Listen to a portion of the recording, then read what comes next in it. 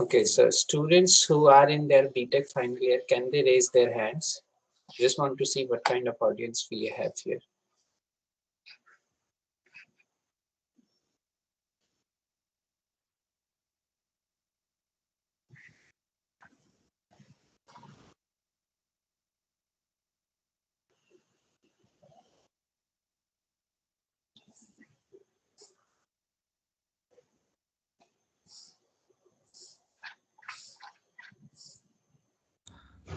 Sir, actually, I don't know means what's the issue, but many has joined means many has registered for the workshop. Just looking into that. Just a couple of minutes. Yeah, sure, no problem. Okay, so meanwhile,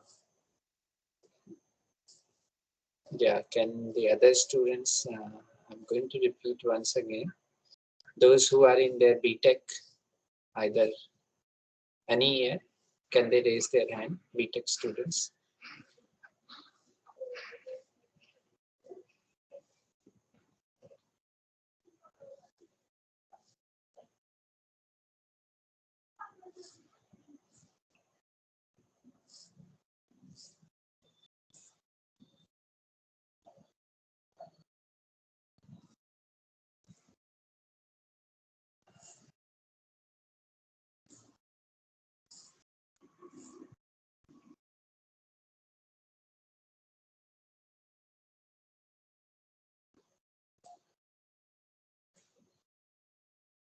Okay, great.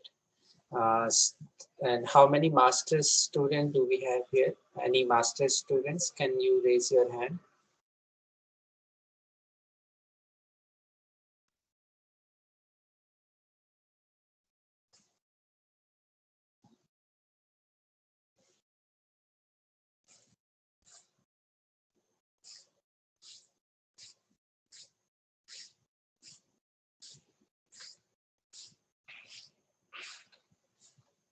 All right. And do we also have any PhD students?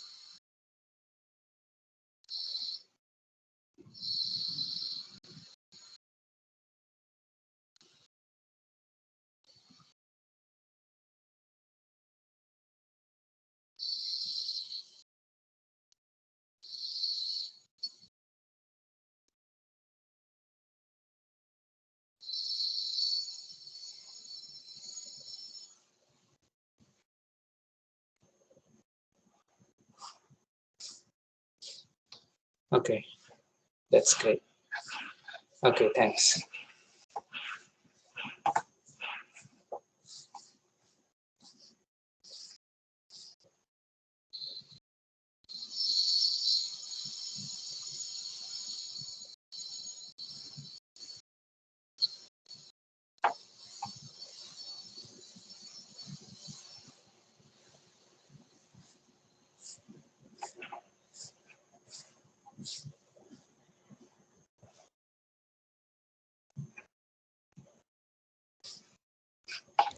Yes, so we can start with they would be joining in the meantime.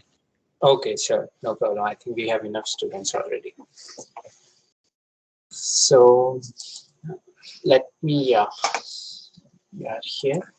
Okay, so today we basically want to talk about biomedical imaging as an engineer, where we can contribute, and what has been the recent applications specifically from artificial intelligence side, and more specifically what are the recent applications of deep learning that we are using in medical imaging, uh, and how it can impact our future, and also the medical industry.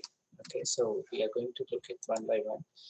So let me first introduce, this is mainly for BTech students who are not very aware of what is medical imaging. So let me first begin with introducing the field of medical imaging. So as we know, there are three major areas in medical imaging. The first part is scanners, where we scan the data. So it could be a CT machine, which is called computed tomography. It could be an MRI machine, then ultrasound, X-ray. These are very common things. So scanners is the first thing that engineers make. This is mainly related to instrumentation engineers and electrical engineers. Those who work on the hardware side, they can prepare transducers, they can design the circuitry or the machines that we need to that we use for scanning any patient. Okay, so that is the first part, which is also the data acquisition part. Once we have acquired the data is not in the readable format. This data is mainly, let's say, if we are talking about, let's say, ultrasound data, so it's radio frequency data, and this, which is basically a series of numbers. So that the thing that you see in the films, for example, an X-ray film or an ultrasound scan, this is not simply produced. Someone has to work on the algorithms. uh, Someone has to work on the algorithms where uh, this radio frequency data can be translated to a readable format, which is an image.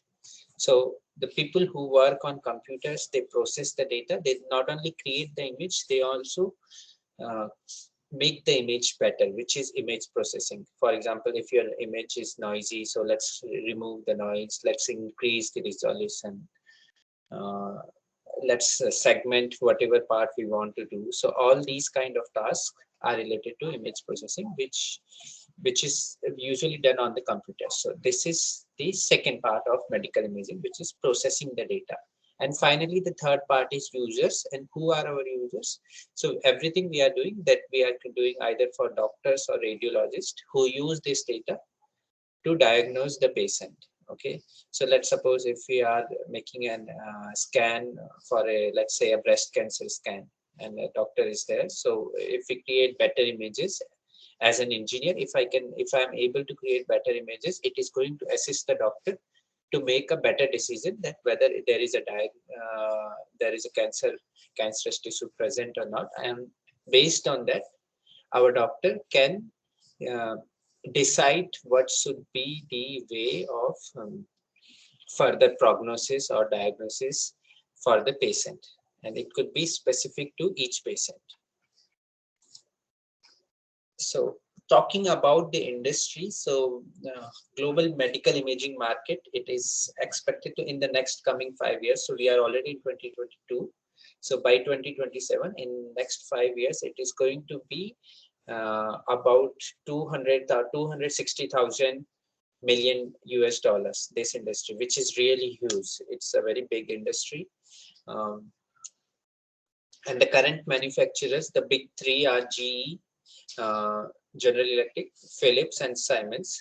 So all the big three of medical industry, they are manufacturing imaging modalities based on the strategic decisions, such as focusing on customer engagement, how we can engage customers more, and restructuring the existing product portfolio to enhance the business model of medical imaging.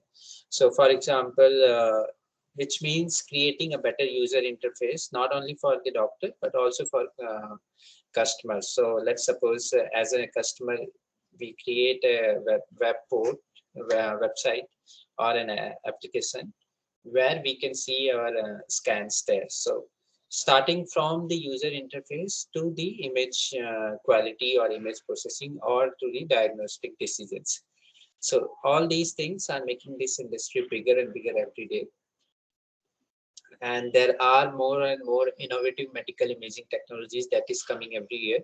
So which is boosting the market and making it more bigger. So for example, contrast agents. Contrast agents are something like let's suppose nanoparticles, which we inject into the body.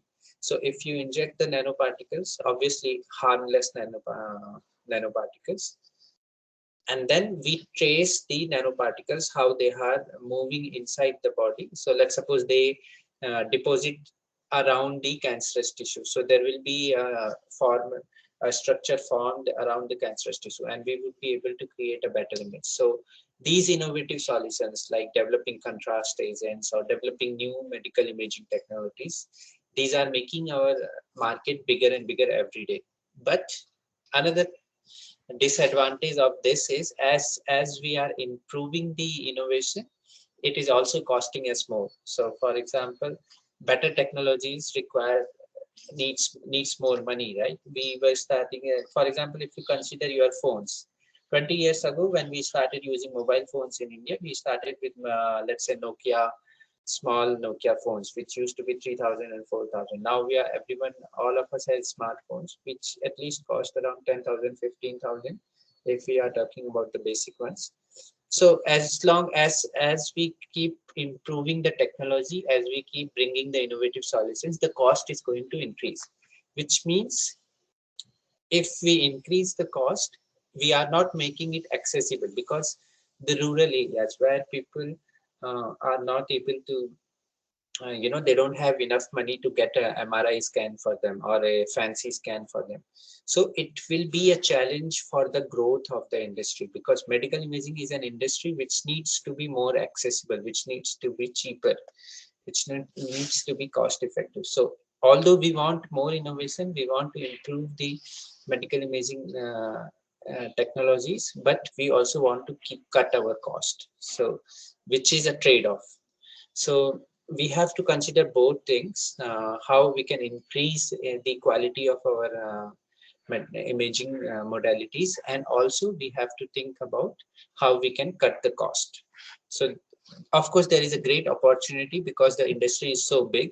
There is a great opportunity for innovation also, because we want to cut down the cost. Currently MRI cost a lot, so which is not affordable. So MRI is considered not accessible modality. So there is an opportunity as a growth of the industry, and also as in terms of innovation, because we need to keep developing innovative technologies so that we can do better and better every year. Okay. So now talking about the Asia Pacific model, we said that the the global industry is about $200,000 million. The Asia Pacific industry is about $57,000 million, which is almost 1/4 of the global industry, which means 25% of the money in medical imaging market is being transferred and generated within the Asia Pacific. And even in the Asia Pacific, the big four countries where the most of the market is medical imaging market is China, Japan, South Korea, and India. India has a very huge medical tourism country. So many people from Africa and Gulf come to India for their diagnosis, for their treatment. So we have a very big industry in India itself. And overall, the market scene, that's although it is not much known to the people, but it's a very big market outside there. Okay, so this is what. Okay, so let's begin with where the innovation started in medical and biological engineering. The first one was something around 1900, where one scientist called Roentgen produced X-ray image of his wife's hand, and that led to a Nobel Prize win for himself.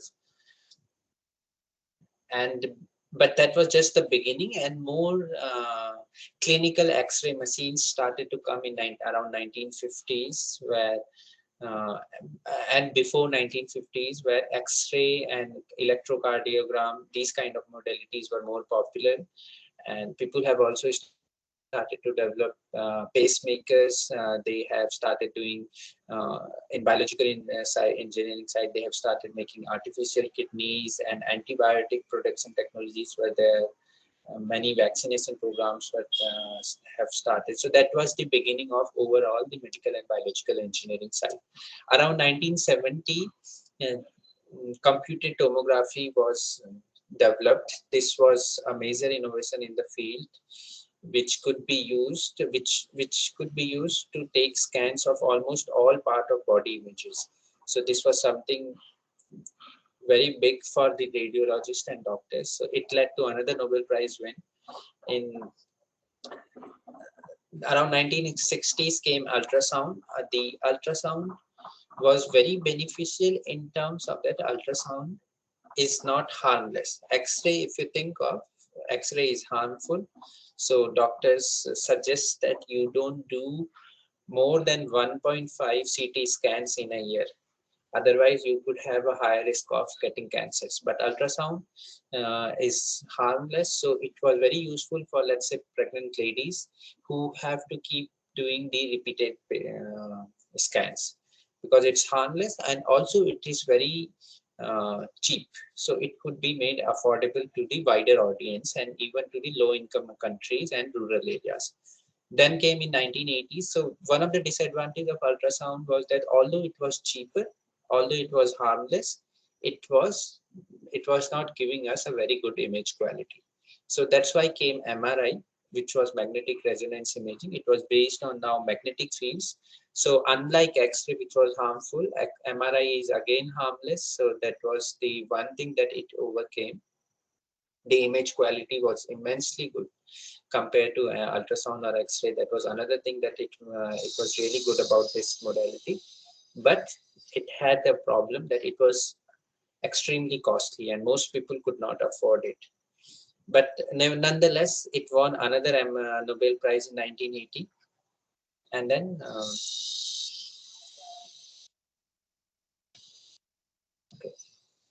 in current days, we are discovering new and new modalities every year. Nowadays, people are talking about optical modalities. So am I getting disconnected? I don't think इसको लगाना अफ्ताम से अच्छे दास्त yeah, so can you mute yourself, please? Okay, so present day we are talking about many new modalities, for example, like optical modalities, which is based on near infrared light. So again, cheaper, easier to port, less costly, and harmless. So these are the new innovations that are happening. So if we talk about new generation of medical technology products, we are it's a very truly interdisciplinary field. People starting from material science background, which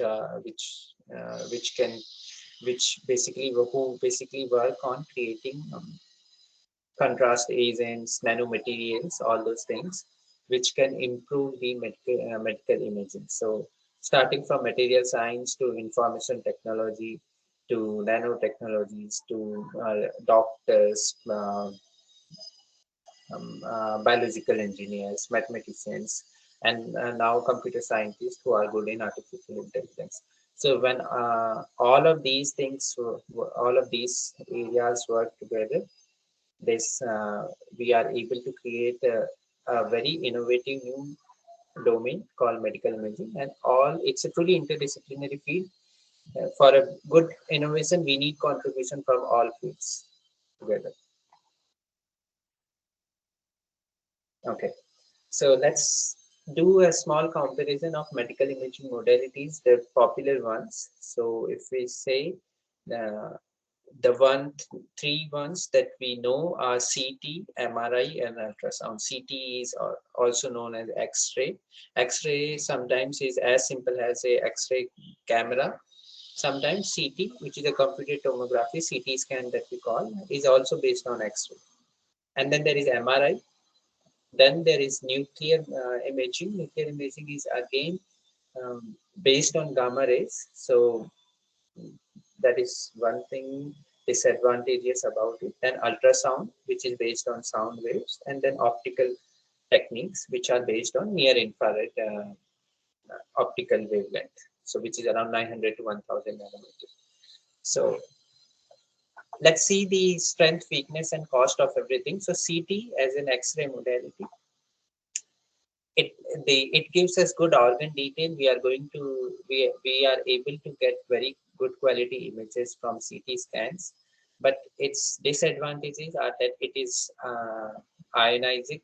It creates ionization, which means it has harmful radiations, and this is not very good for the patient. Also, we may also need contrast agents. And if we are inserting the patients inside the CT machine is basically a big hole kind of structure. And if the patient moves, then we are not going to have a good image due to the motion of the patient. So sometimes that suppose a child, we want to take a scan of a child. The child is in pain, child moves, child keeps moving, then we may have to use sedation so that we can get a good CT scan. So this is another weakness. Its cost is moderately expensive. So often people use it after ultrasound. Okay. Then comes MRI. MRI is based on electromagnetic waves, so it is safe. It is not harmful for us. It does not create any ionization in our tissues. It is also able to give us a very good image quality because it has great tissue contrast, which comes from the H2O present in our body. But it has its weakness that MRI is slow. Our hospitals are limited with the capability of how many patients can you do one MRI in a day. Can you do so? Let's suppose if it takes 30 minutes to create one MRI scan for a full body patient, then in a day, probably if the hospital works for 10 hours, one MRI machine is able to do only 20 scans. So that is another weakness, because if we think about in terms of population, we are a huge country. So this is its weakness. And again, it may need sedation in children because it's again also like a whole structure where we have to insert the patient. And cost wise, it is very expensive. So that is a very big disadvantage of MRI. Then comes nuclear imaging. It is ionizing because it uses gamma rays, so it's harmful. So doctors usually don't suggest it unless we need to go very deep inside the tissue body. So let's suppose if there is a obese patients and other imaging modalities are not able to see something very deep inside the tissue, then we have to go for nuclear imaging modality because it uses gamma rays which can penetrate deeper. So that can be helpful. It is moderately expensive. Then comes ultrasound and optical methods, which are the where the current innovations are happening and often seen to be the most accessible imaging methods for low income countries because they are cheaper. So ultrasound are based on sound waves. They are safe. They can give us good organ detail. They are non-invasive. Usually they are handheld, which means you have a port in hand, you have a probe in hand, and then the doctor touches wherever they want to take the scan. So it is, since it is handheld, there is no sedation required. The weakness is that it's operator dependent. It depends on how good practice you have, what is the experience of the operator who is performing the scan. So whether they know, let's suppose somebody wants to take a liver scan. So the operator should be able to find out where the liver is through his experience. Unlike CT and MRI machines, which are a very big hole where patient goes inside a very big hole and then the machine takes a very big image. So it is not operator dependent as much. But ultrasound is since handheld, so the operator has to focus it right around the liver. So that comes from experience. So it is operator dependent. Also, if there is air gap, it may be either between the tissue or the probe. So let's suppose I'm touching the probe to the tissue. There can be small air gaps, so that can create um, artifacts in the image.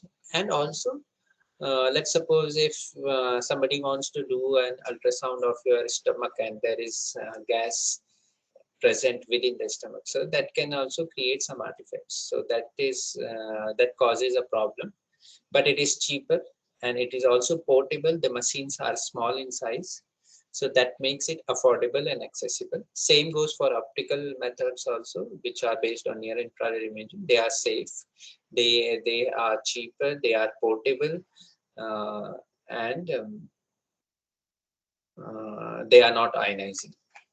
So these two are the fields where most innovations are happening in current days, modern days. In terms of their advantages, any image that we are creating with medical imaging modalities, we focus on two things. One is contrast and one is resolution. Contrast means how good you are able to distinguish your target from the background. So let's suppose we are looking for a cancerous tissue. So how good we are able to clearly see the cancerous tumor and how we are able to discriminate it with the background. So that comes the how good contrast we have, and then comes the resolution. Resolution is how small you can see. So let's suppose if you have 1 millimeter resolution, that means you are able to see as small as 1 millimeter tissue uh, uh, pixels, if we call in terms of pixels. So each pixel may represent 1 millimeter boundary of the tissue. So as the smaller the resolution, the better it is for us. So if we see, the NIR imaging produces the smallest, the better contrast, the highest contrast, while X-ray modalities can create the smaller resolution. So ultrasound falls between these two, which is a combination of good contrast and also the resolution. So we are going to focus on ultrasound for the first part of this seminar. Okay, so let's begin with where we can use ultrasound. Ultrasound we can use mainly, apart from the common goal that we know in pregnant ladies, where it is used to uh, monitor the health of the uh, baby. Apart from that, in the diagnostic imaging, we can use ultrasound mainly for two applications. One is fatty liver diagnosis and second is cancerous diagnosis. So fatty liver diagnosis is basically people in their, it starts getting to people around in their 30s, and it can be either alcoholic or non-alcoholic. Alcoholic is more common, which means when people drink a lot of beer, so they start developing fatty liver in their body. So which is a deposition of fat layer around the liver. So initially it is not very serious because it is reversible, but if people don't take care of themselves, it can become cirrhosis and it can lead to liver cancer, which can be fatal. So this is one of the big problem, fatty liver. And the second problem is for cancerous diagnosis. Here we are talking about soft tissue cancers, which may be either liver cancer or breast cancer or something soft tissue related diseases, because ultrasound can't go through the hard tissues. Or so basically we are focusing on soft tissue diagnostic imaging. Then we are going to talk about these two problems today, fatty liver and cancer. The second is what kind of technologies we are going to use. Like I said, we are focusing on ultrasound and optical methods because they are cheaper.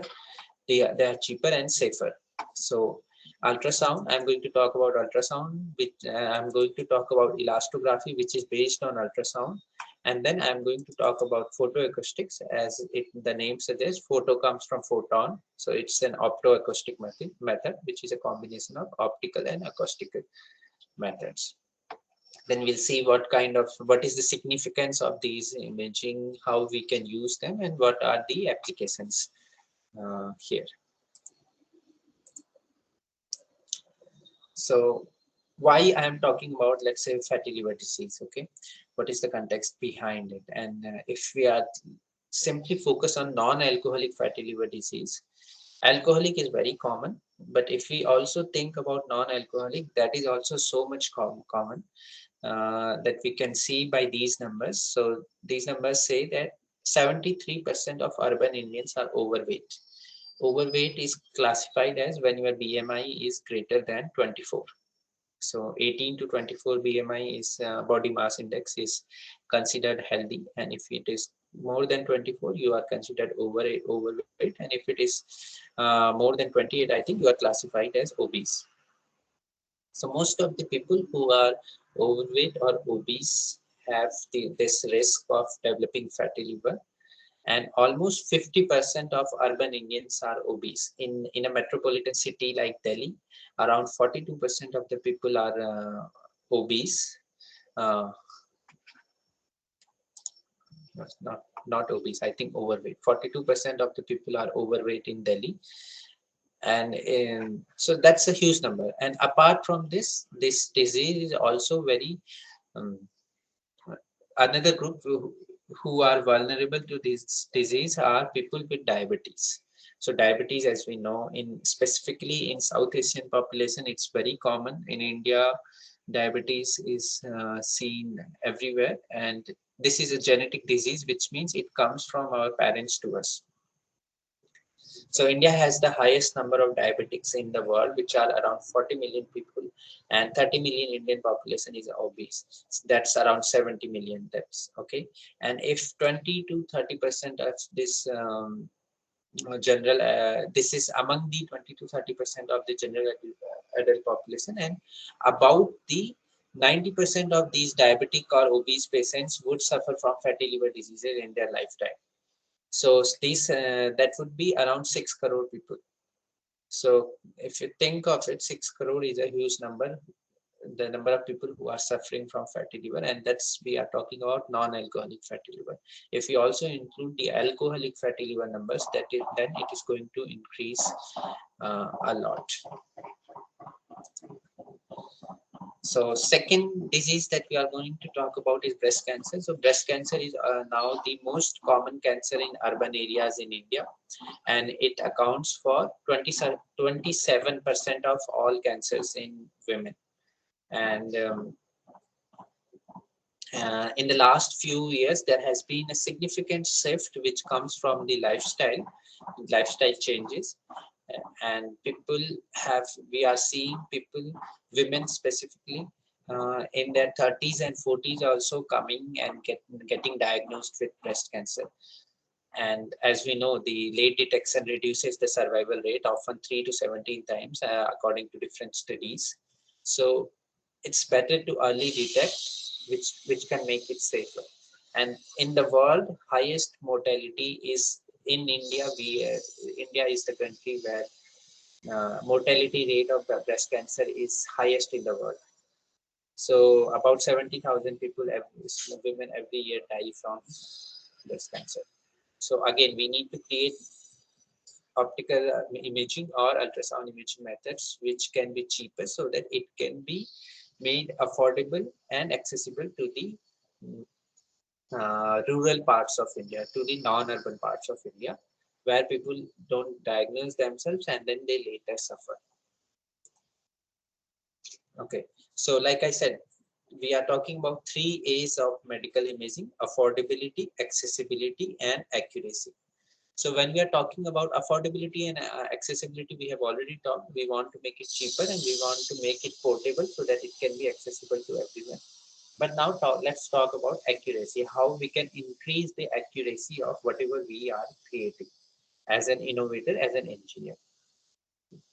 So each tissue, let's suppose if we are taking a liver scan, so each person's liver may have different distinguished qualities, but overall, the tissue response to any outsiding mechanism is going to be similar. So let's suppose if we send, if we produce some pressure into the tissue, into the liver tissue, or if we send, let's say, ultrasound waves through it, it's going to respond in a specific way. Okay, and some of the characteristics that makes it do so, since ultrasound is an acoustic wave, okay, it works on the press. They are also called pressure waves, right? So you have to create some pressure into it. They are mechanical waves. So we have to consider the mechanical um, properties of the tissues. So mechanical properties in this sense are, in soft biological tissue sense, are the two important mechanical properties are viscosity and elasticity. Elasticity also means stiffness, which means how stiff your tissue is. So like they say, if we are going to detect the breast cancer, the first thing that women should look in their body is if there is a presence of a lump, because lump is a um, stiff tissue that is being created inside the body. So we are talking about viscosity and elasticity as two mechanical qualities of the tissue, which we are going to understand in more details, so that we can use these two characteristics as to understand the pathological conditions of tissue. So what we have seen usually, like I gave the example of stiff tissue can be a cancerous tissue. So which means what we have seen usually is that higher the elasticity of the tissue, the greater chance of it being a cancerous tissue, or and also the greater chance, if you are talking about liver, the greater chance of it being a fatty liver tissue. Same goes for viscosity also. So higher viscosity corresponds to fatty liver, or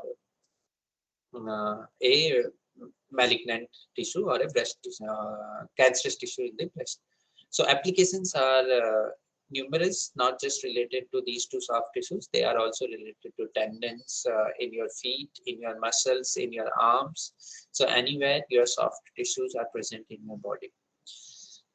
Traditionally, the clinical machines that we have, in those machines, we have elasticity as our biomarkers. We call them biomarkers because based on these markers, what is the elasticity value, the doctors can diagnose the patients. So traditionally, elasticity is used as a biomarker, which means, let's suppose you go to a doctor, you say that, okay, I have pain in my liver, so let's check it. So the doctor may suggest you to do a liver scan, ultrasound scan, and then there will be a score given. The score is given as a, let's say, Young's modulus, so which is measured in kilopascal, which is the response of tissue when you apply the pressure waves into the tissue, right? And these pressure waves are ultrasound waves. So the current clinical machines, they measure elasticity, or also known as Young's modulus. So elasticity, if it falls between 3 to 10 kilopascal, the doctor is going to say, okay, your liver is healthy, no worries about it. But if it is more than 10 kilopascal, then you are beginning the fatty liver. And if it is more than 20 kilopascal, then you have cirrhosis, and it is the advanced fatty livers, and you need to be very careful, otherwise it will transform to cancer, liver cancer, very soon. So here, this value of the elasticity, whether it is between 3 to 10 or 10 to 20 or more than 20, we are using this value as a marker. We call it biomarker. So elasticity is one biomarker which is traditionally being used, but viscosity is not being used as much as a biomarker, and that's where the innovation lies. So can we create more viscosity based models which we can use to increase the accuracy? Because right now we have only one parameter, elasticity. If we have two parameters, elasticity and viscosity, then we can improve our accuracy, because we are going to diagnose based on these two parameters. So, and these things we are doing so that we can target the third A of medical imaging, which is accuracy. Okay. So to increase the accuracy, we need to create more biomarkers. Elasticity is already there, but we want to create now viscosity. So what kind of imaging technologies can we use for this? So the most popular one is ultrasound shear wave elastography. So let's break up the name, what it means. Ultrasound stands for we are using the ultrasound waves. Shear waves means the waves that are being generated inside the tissue. They are called shear waves. So they are basically the parallel waves. Uh, the long push that you are seeing in this probe is basically the ultrasound, high frequency ultrasound, which is sent vertically inside the tissue, and then it results in some uh, surface wave generation. These surface waves are also known as shear waves.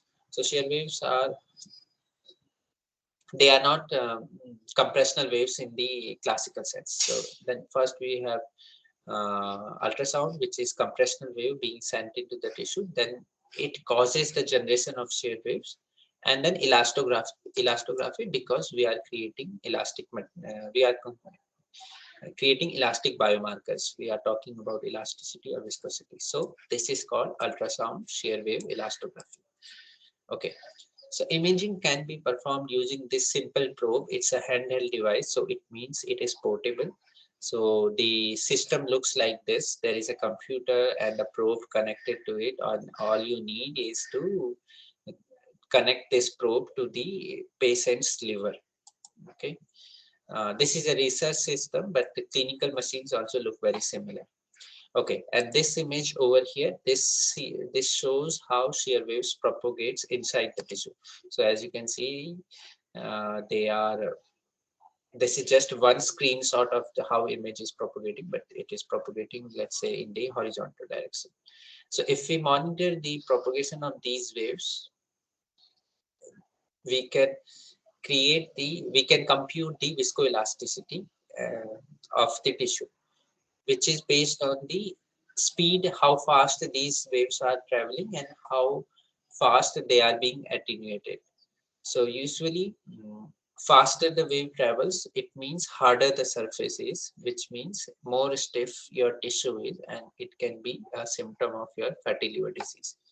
So if you consider the technological steps, the first step is to uh, take an ultrasound array and then focus high frequency ultrasound uh, within the tissue. It is also known as acoustic radiation force because it is acoustic in nature, and then we focus it inside the tissue, let's say around 5 centimeter deeper inside the tissue. So when you focus this high frequency ultrasound within the tissue, it results in generating a momentum, transferring the momentum to the tissue. It's like you have um, you have your still tissue and then you hit it with some force. That's why it is called acoustic radiation force. So when you hit it with some force, it results in some momentum transfer. This momentum transfer creates waves inside the tissue, horizontal surface waves or horizontal shear waves inside the tissue. And based on these shear waves, we can estimate the biomarkers that we are interested in. So this is the first step. The second, once you have generated the shear waves, the second step is to use this probe, this ultrasound probe, to monitor the um, monitor the particles displacement of the tissue. So let's suppose you have small particles, also known as scatterers, inside the tissue. So this probe is capable of recording about 4,000 frames per second, which means taking, let's say, if you are talking in terms of camera, this probe is able to record 4,000 screenshots every second, or we can say 4,000 data acquisitions each second. So that's a very fast probe, which means it is able to record the displacement of each particle, each scattering particle, which is present inside the tissue.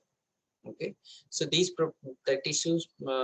particles are going to slightly displace from their position because of this wave propagation, and we record this displacement.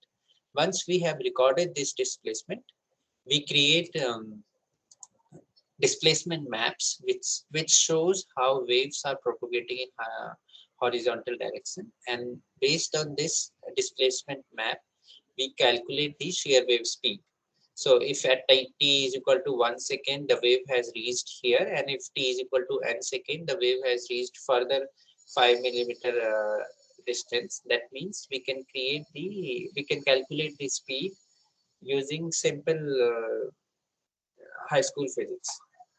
So once we know the speed, there is a direct formula to create estimate elasticity, or we also known it is also known as shear modulus. Shear modulus is simply the similar term. It is not exactly Young's modulus, but it is similar term which estimates elasticity with the formula rho c square, where rho is your tissue density and c is your speed.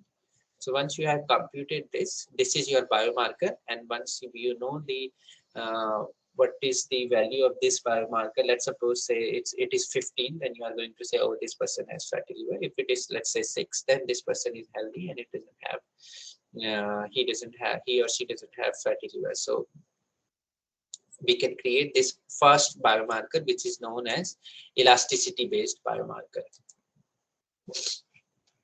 So the objective of this stiffness measurement is to measure the stiffness of tissue by monitoring the propagation of shear waves inside it. So there is one sample image shown here. The background is a regular ultrasound image that you may have seen often around yourself. And on top of it is the elasticity image. So as you can see, there was some cancerous tissue present in it, or some stiff tissue present in it. So this stiffness map is we are able to display this stiffness map, which shows that this part of the tissue, the one shown in the red color, is stiffer or more harder than the background part, which is probably healthy part, and this part is something is wrong over here. Some pathological, the pathological state of this tissue is different than the surrounding tissue. So if the radiologist see it, or the doctor sees it, they are going to ask you to get a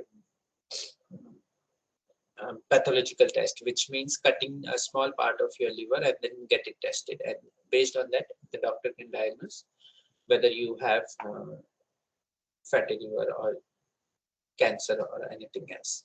So elasticity maps can provide this kind of locally focused imaging, which means to know exactly where this harder tissue is present deep inside the liver, because liver is very deep in your body, so you can't touch it from your hand and find it out. So using this method, this can be created. Okay, the second technology that we are discussing is photoacoustic tomography. So like I said, photoacoustic, the name suggests, if we break up the name is photo, which comes from photon, and acoustic is its acoustic method. It's based on ultrasound. So this is a combination of optical and ultrasound method. Okay, so in this method, what we have is a laser pulse, laser over here, which creates a pulsed laser excitation within the tissue that you want to take an image of. So it can the wavelength is usually around 600 to 1000 nanometer. We irradiate the biological tissue. So this causes some thermal expansion when the heat deposits due to this laser pulse. It causes some thermal expansion, and the small amount of thermal expansion, again, as the tissue expands, it generates some pressure waves around it. So it creates ultrasound waves around it. So now the source of ultrasound is inside the tissue. In ultrasound imaging, the source of ultrasound was outside the tissue. Here we have sources inside the tissue. Sources inside means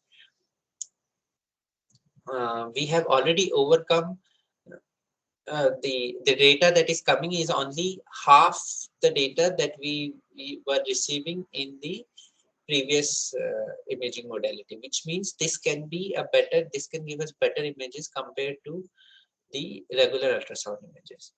So we use a laser pulse to excite the tissue inside in whatever we want to image.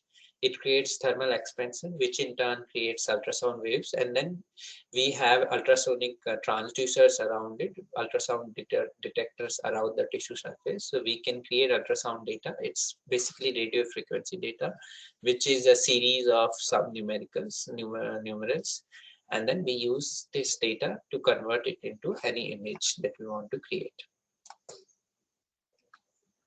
So the applications are again photoacoustic, since it is based on optical methods. So it has better resolution compared to ultrasound. So we can use it in as small things as smaller veins in your body, and we can use it for vasculature imaging. But this is not just this. The applications are also in brain imaging. Once again, breast cancer imaging, but the disadvantages are that you cannot go very deeper inside the tissue. So for example, if you want to take liver images, probably photoacoustic is not the way to go because it is very deep and your photons would die before they reach liver. But something on the surface like vasculature imaging or brain imaging, because the surface is very thin in brain, so all those things can be very useful for photoacoustic tomography. But obese patients, it's not going to work out. Okay. So let's see what are the current innovations that we want to discuss about. The first one of these things, like I said, is viscosity, because we already know that elasticity is the way to go. In the traditional machines, we are focusing on elasticity, but the new innovations are calling for uses of viscosity, because that would be another biomarkers. And if we have two biomarkers, we can create better images and do a better diagnosis. So viscosity is, although rarely computed due to the complex mathematical models it is associated with. Elasticity has a simple formula like I showed you, but with viscoelasticity has a very complex mathematical model, and it becomes difficult to compute.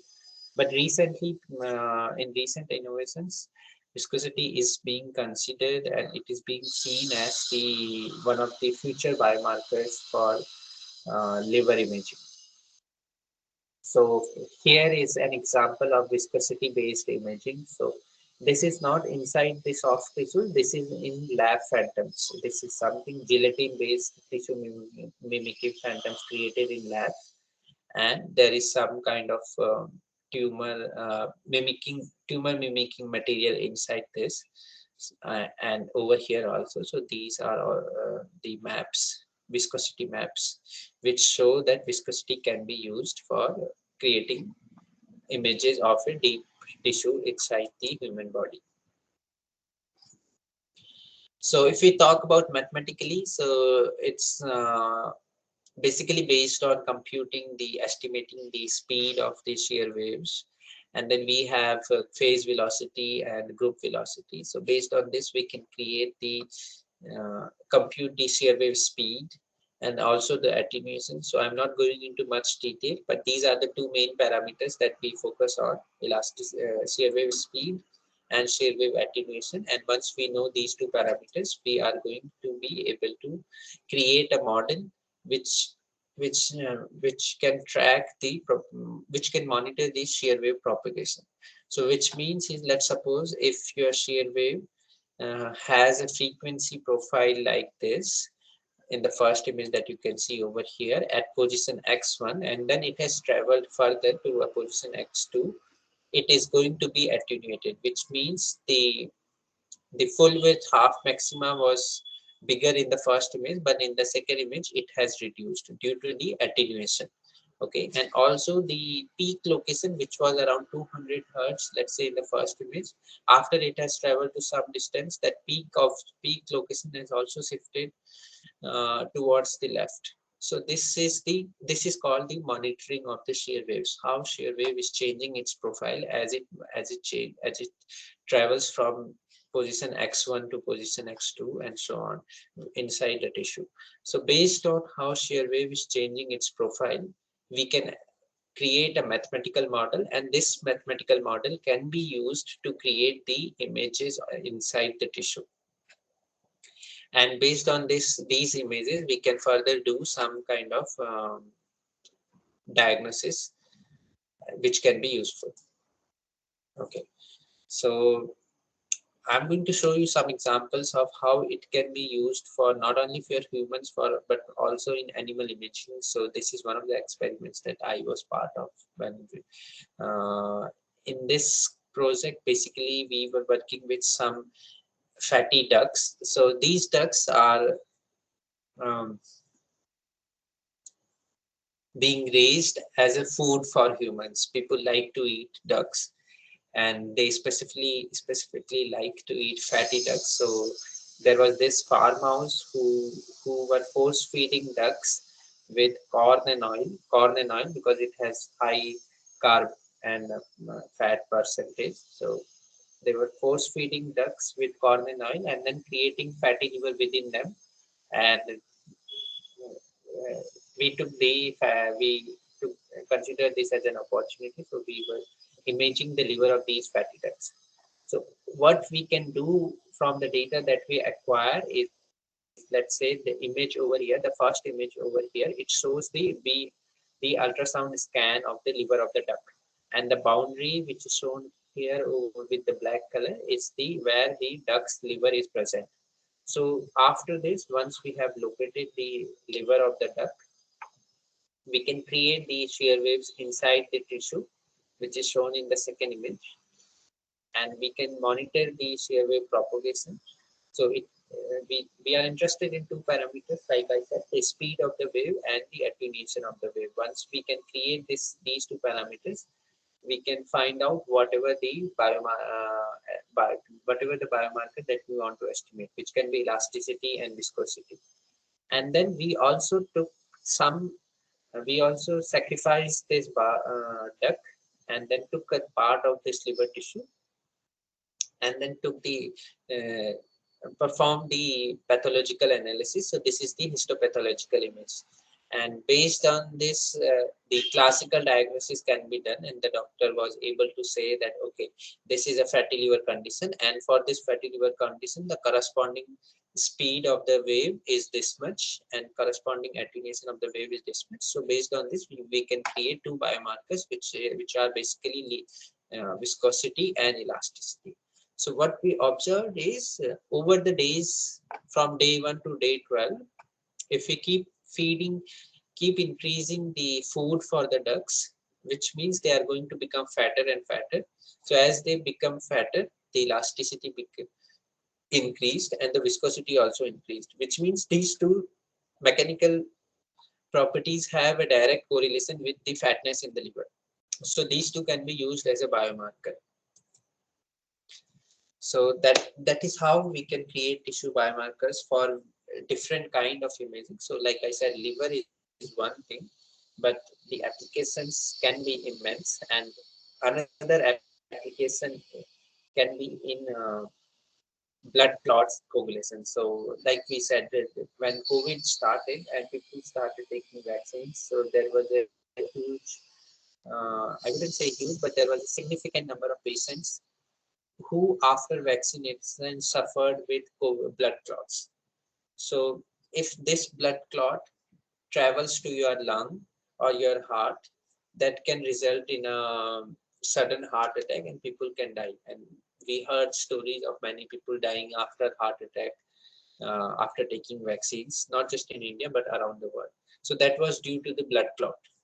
So one applications can we monitor the blood clot, and if we have found out a blood clot is there, can we dissolve it very fast so that it doesn't cause any damage to the patient. And this is not just related to a regular blood clot, it can be your brain which causes brain hemorrhage, it can be deep inside your legs which causes deep vein thrombosis. So there are many diseases related to blood clotting. So what we did is we also once again I thought, okay, let's create some experiments. We measured the formation of blood clot. How does a clot form starts from its formation, so that accordingly the drugs can be developed which can dissolve the blood clot easily. So once again, it was observed that elasticity increases from time 0 to time 100 minutes. So as the blood clot formation starts, it increases its elasticity, it also increases viscosity. So if we create the biomarkers, let's suppose say that whether it's an acute blood clot or it's an old aged blood clot, based on that, we can create based on these biomarkers, we can estimate the age of the blood clot. Is it just 1 day old, or is it a 1 month old blood clot, or is it, has it been there for 6 months? And if it is there for 6 months, which means it is very hard blood clot, which means dissolving it is going to be much difficult. So probably the patient may have to take medicines for 1 month or 2 months. But if it is just 1 month old, maybe just one injection shot may be enough to dissolve that blood clot. So once again, for diagnosis and prognosis, these two parameters can be useful not only for liver imaging, not only for breast imaging, but also for many other soft tissue related diseases. And ultrasound, once again, we are discussing ultrasound because it has the 3 A's that we want to target. I am going to keep saying about these 3 A's. These 3 A's are A for accessibility, A for affordability, and A for accuracy. And ultrasound has the ability to target all these 3A because it's cheaper, it's portable, and it can, with some innovations, it can give us accurate images. So like we have seen for liver and blood, let's see some examples from breast cancers patients. So these images are directly from human patients who were suffering from breast cancer. And this is again the applications of, now I'm coming to deep learning side. So this is an application of deep learning. So the traditional image is shown over here. It was not, there is a cancerous tissue present within the breast, and this traditional image was not able to see very good. So there are many deep learning based algorithms. So these algorithms can create better images. For example, in here, this cancerous part is shown very good, but the current state of the art methods can also create false positives, which means it is also showing two malignant tumors over here and here, but they were actually not present. Okay, so this is false appearance. So which means that we needed to create, we can create a better imaging modalities with can we do it with the help of deep learning, so that we can remove these false positives. So there is one example of how deep learning can helpful.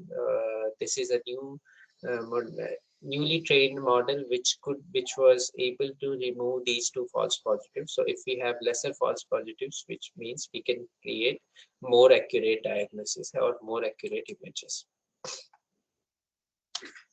So this is one example of how these imaging methods can be useful. And if we now start going to the details of mathematical modeling or of how images are formed. So let's begin with photoacoustic image reconstruction, which is one of the simplest one. So where we basically, like I said, we focus a laser pulse inside the tissue, which creates thermal expansion. So it in turn results in ultrasound waves. So the source is present within the tissue, and we want to, that is where the pressure is being generated. So we want to reconstruct the initial pressure rise. It is usually where the tumors are present. So we want to reconstruct initial pressure rise so that we can see where exactly the tumors are present. It can be done using two methods. One is called analytical algorithms, another is called model-based algorithms. So analytical algorithms are simpler algorithms. They are the simplest methods, and since they are simplest, they are also not very accurate. They have lesser accuracy. And if we want to increase the accuracy, we need more data. So more data is again a challenge, because the kind of computers people use in hospitals, they are not really made to handle more data. And if we use better quality computers, that means it's going to cost us more money. So that is also we don't want, because then it won't be affordable. So we need to develop methods where we can make better images with less data, so that the cost is also less, the data is also less, we can improve the image quality, and then it can be overall helpful for the modality. So then comes the model based algorithms, which have better accuracy. and they are based on some mathematical modeling. That's why they are called model-based algorithms. Okay. So let me quickly walk you through what it means so that you also get an introduction to how images are reconstructed. So usually it's a linear problem, which means you have an equation like ax is equal to b, and then you want to solve this equation. But the problem with this equation is it's not these metrics are not square. They are usually in rectangular form, which means it can be that you have more number of unknowns and less number of equations available. So you cannot directly calculate all the unknowns because number of equations are not equal to the number of unknowns. So that could be one reason. The another reason can be, let's suppose you need to invert the matrix over here for the solution, and that inversion can be an ill-posed problem, which means a direct inversion may not be possible. So solving this problem is not as simple as we may think of. It's a very big problem. Okay. So in this modality, we may have, let's say, A is the system matrix. A is the matrix where A is where we have modeled our system. Let's suppose photoacoustic system if we are talking about. So we have modeled photoacoustic system. X is the image that we want to reconstruct, and B is our data. So this is the image that we want to reconstruct, which means X is going to be A inverse B. So to solve this problem, we need to find out the inverse of A. Now, the first question is, does the inverse of A exist?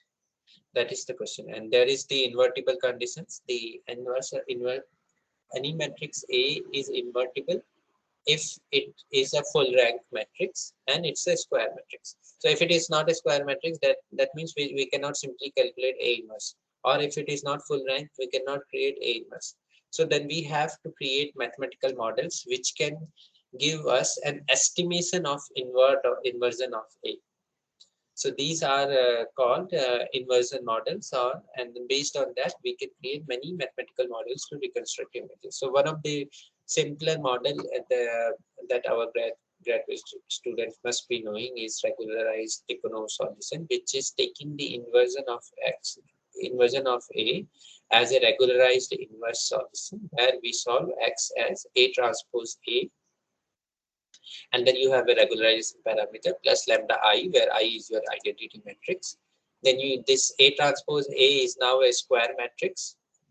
So this is also a square matrix. So once it becomes a square matrix, you can now invert it, and then we do an lambda I so that it becomes a full rank matrix. So this becomes an invertible matrix. Once you are able to invert it, then you can calculate it with multiply it with A transpose B. So overall, this will give you an estimation of A inverse B. So this is also known as X is equal to A. If lambda is 0, this is known as X is equal to A pseudo inverse B. So this is one way of computing your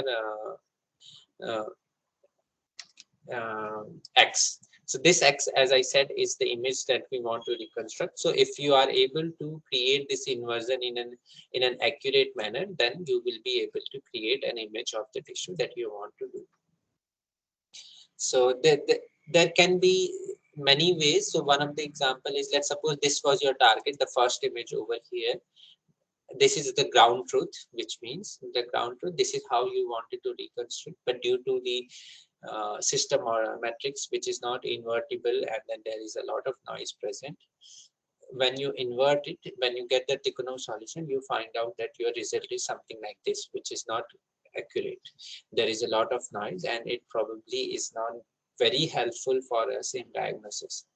So can we do something to increase the quality of this image? Can you remove artifacts? Can you remove noise? Can we increase the contrast? Can we increase the resolution? So we work on these points, and once we improve the quality of this image with all the image processing algorithms that we have, we can create better images. So this is one example of a better image. You can see that the circles are much round than this image. So we are very close to the ground truth image. This can be used to create better images. So in here, some filtering methods have been applied to remove the noise and make the image more better looking, more clear looking. Okay, so these are some another images of numerical phantoms. Numerical phantoms means it is created in simulation. So any methods that we want to test first for biomedical imaging, we need to create numerical phantoms, because biological, if you want to acquire biological data, there is going to be measurement noise involved with it. So you may not be able, when you start comparing between methods, you may not be able to create a rational judgment of which method is better than the other because of the noise present. Okay, so we need to create numerical method phantoms, and once, since we can control the level of noise in it, we can clearly see which methods performs better. So these are some images. These are also one image of a biological data of a horse hair. Okay, so now let's come back to the significance, why we are interested in this. The first thing is that where we started with the ultrasound elastography method, we are able to create viscosity based images which can give us better distinction of what is present inside the tissue. So that is one of the advantages of what we can do with these images. We can also use them for sustainable production of food, animal meat, like I said. So ducks are for which are being raised for fatty liver production, and then because fatty liver is something like people like to eat, so when they are force feeding is done in a manner that there is a mechanical metal pipe which is forced inside the duck's uh, throat, and then through this mechanical pipe, metal pipe, the food is forced into the stomach, into the belly of the duck, and which creates the fatty liver. So much has to be done to create a better delicacy. Okay, a food delicacy. So is that really we want to eat? That's the question. That's the ethical question.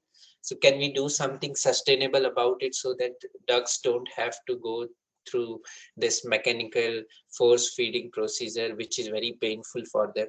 So can we create innovative models so that we can, without force feeding, we can let them do the eating themselves and then find out when the when the liver is fatty, and then sacrifice them at that point of time so that they don't have to go through this force feeding. So that is something, one application that can be used once again using the ultrasound methods to keep monitoring the drugs, like let them move around, let them eat on themselves. So whenever they are ready, whenever their liver is ready, you cut them at that point of time, so that at least this force feeding part where the mechanical pipe is inserted inside their belly through their throat, and then corn and oil is fed through, that is not done. Okay. So these are some examples of animal tissue images. So although you don't see anything over there because they are taken from the real life examples, and they are more like a homogeneous tissues, not a cancerous tissue present inside it. So the first one is from a healthy liver tissue, which means it is quite homogeneous. The second one is from second and third one is from a fatty liver tissue, which means at some places of the liver there is more fat deposited, and where that is where you see the lighter pixels, and wherever the less fat is deposited, you see the darker blue pixels. So these are viscosity maps. We also observe here that viscosity of liver tissues at of healthy tissue is less, and for fatty tissues it is more. Okay, so to summarize so far, we saw that ultrasound can be used as a biomarker.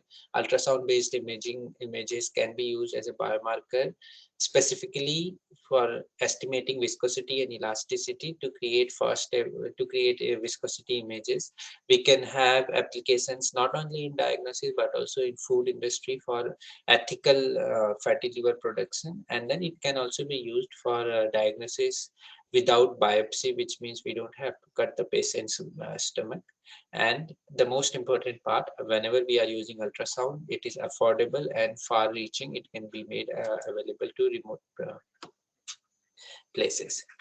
So now I have given you an overview of what medical imaging industry is, what is our role as an engineers, and who are the users, and what is the significance of whatever we are doing. So let's see what is the career opportunities for our students over here. So like I said,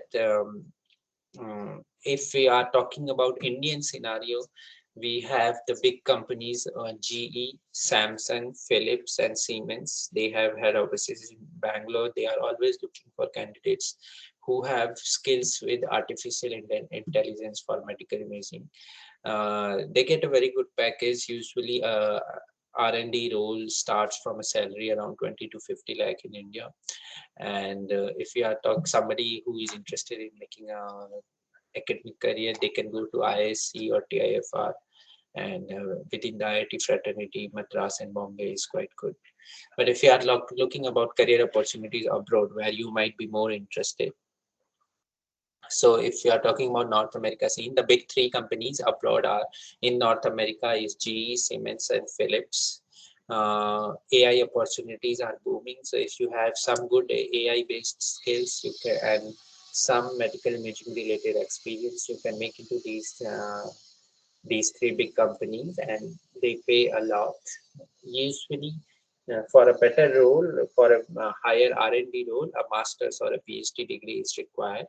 So one is our BTech students can think of going to the best institutes in the North America for biomedical engineering, which are Johns Hopkins, Stanford, MIT, and then Mila is very good for deep learning in Montreal, who created this Professor Joshua Benigio, who created all the deep learning scene over there. Then MGH Harvard, we can you can look into that.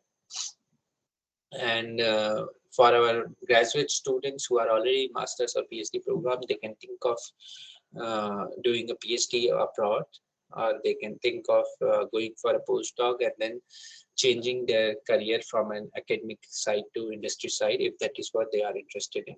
So for undergrad students specifically, top universities these days are seeking candidates who have some publications at the undergrad level. So if you are in either second year or third year of your undergrad, I would say get associated with any of your faculty members, then work with them for 1 year, 2 year. If you work for 2 years, then definitely there will be one publication coming out of it, which can be useful for you to get a very good academic seat in North America. Okay, so let's take a bio break over here, and then we for a 10-minute break, and then we'll come back to discuss artificial intelligence in healthcare. Let's say 5-minute break. We'll meet at 16:26.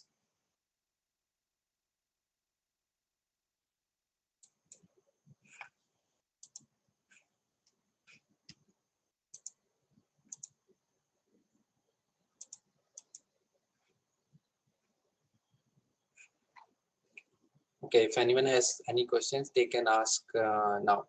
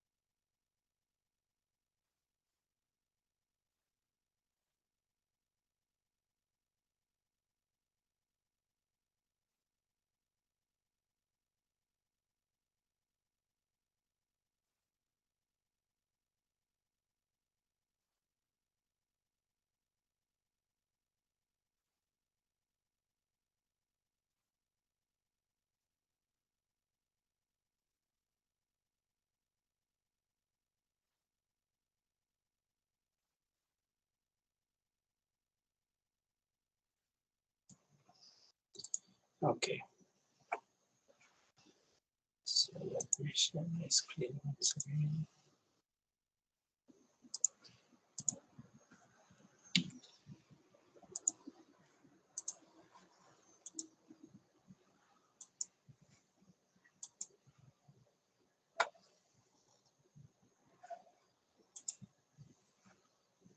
Okay. So second part is we are going to see where we can use AI in healthcare and what we can do with AI or machine learning or deep learning, whatever way we want to use for the healthcare industry. So our applications can be multifold. It can begin with we can do improved accuracy of diagnosis, prognosis, and risk prediction. Again, anything AI based models are data driven, which means we need a lot of data, a lot of patient data to train our model. And then whatever data we have, we can use that data to improve the accuracy of diagnosis. The second application could be we can optimize the hospitalization process, such as resource allocations and patient flow. Let's take a scenario of a hospital where we don't have enough triage facility. So if we have all the patient information, which kind of patient, based on the previous history, what kind of consultation they may need. So for a smoother allocation and patient flow, it can be used. It can also be used to identify patient subgroups for personalized and precision medicines based on the personal history of each patient, personal medical history of each patient. Um, AI can be used to discover new medical knowledge. AI can also be used for automation of detection of relevant findings in pathology and radiology. It can be used to reduce the errors, reduce the adverse events, and it can be used. The AI can also be used to model and prevent spread of hospital required infections. For example, when COVID came, so many AI based models came for right from diagnosis to triage to estimation of spreading of COVID. So it can be used in every domain. Overall, we can say that AI can improve the quality of care and population health outcomes while reducing the healthcare costs. Okay. So, like we say, one of the most important thing that we talk about AI in medical imaging is automatic detection, which means detection of anomalies and patterns in a structure uh, where we have only a tiny piece of patient's health data with us. So it could be as simple as segmenting a tumor from a small, very tiny tumor from a small image that we have. That segmentation process can be useful for a radiologist or a doctor. So it could the advantages are that it is very efficient. It can be accurate over sub areas of an image, and we can use hierarchy to search at multiple resolutions. And these pattern detection approaches have been successfully applied to detect regions of interest in digital pathological slides. And often they also work surprisingly well to detect prostate cancers or any other, liver cancer or breast cancer. Okay. Detection is also valuable when key patterns. Okay. Detection is also valuable when key patterns of interest are discovered by integrating information across many patients. So that means we are not taking the data from the medical history of single patient, but if we create a big data group, a larger data group where we are considering the history of each patient's medical history and then creating AI-based models, that can be very useful. But one thing that we need to consider here is whenever we are recording the data, we need to be careful about we are not saving the patient's personal data with them. Otherwise, that there could be ethical considerations. So when we save data for AI models, we delabel the information, which means we remove all the information that can be used to identify patients, and all we have is a very raw data, and we don't really know where it is coming from, so that there is no ethical concern related to it. Okay, so AI can definitely assist physicians for better decision making.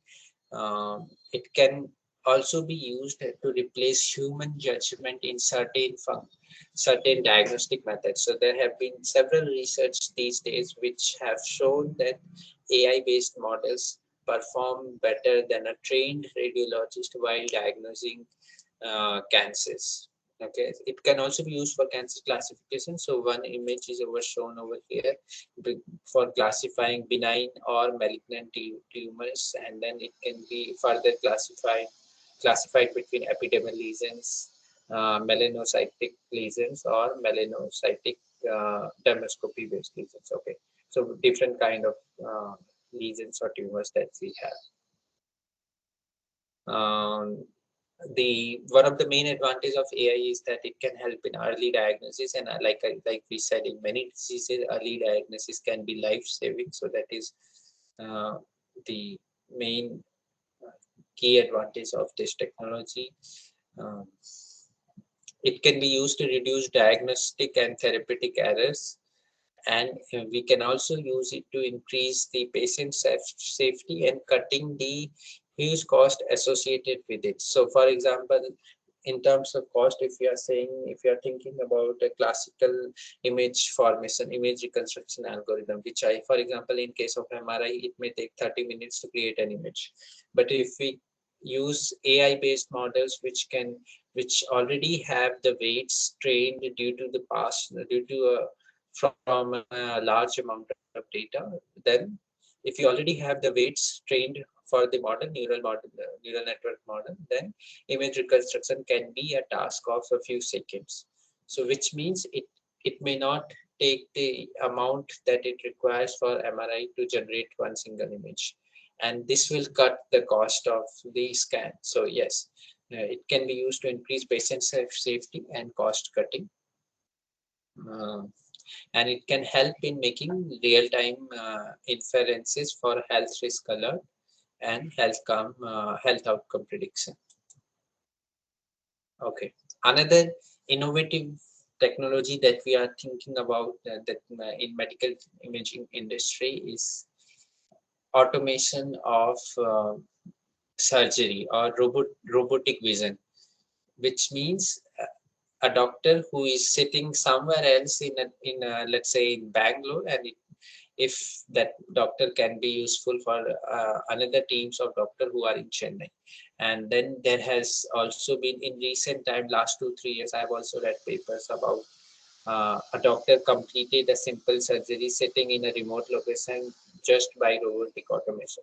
So yeah, if AI is there, and if robots, we are talking about robotic automation, then we can use them for robotic surgeries. And why we are saying about robotic surgery is because robotic surgery can be more efficient and safer than the human-based surgery.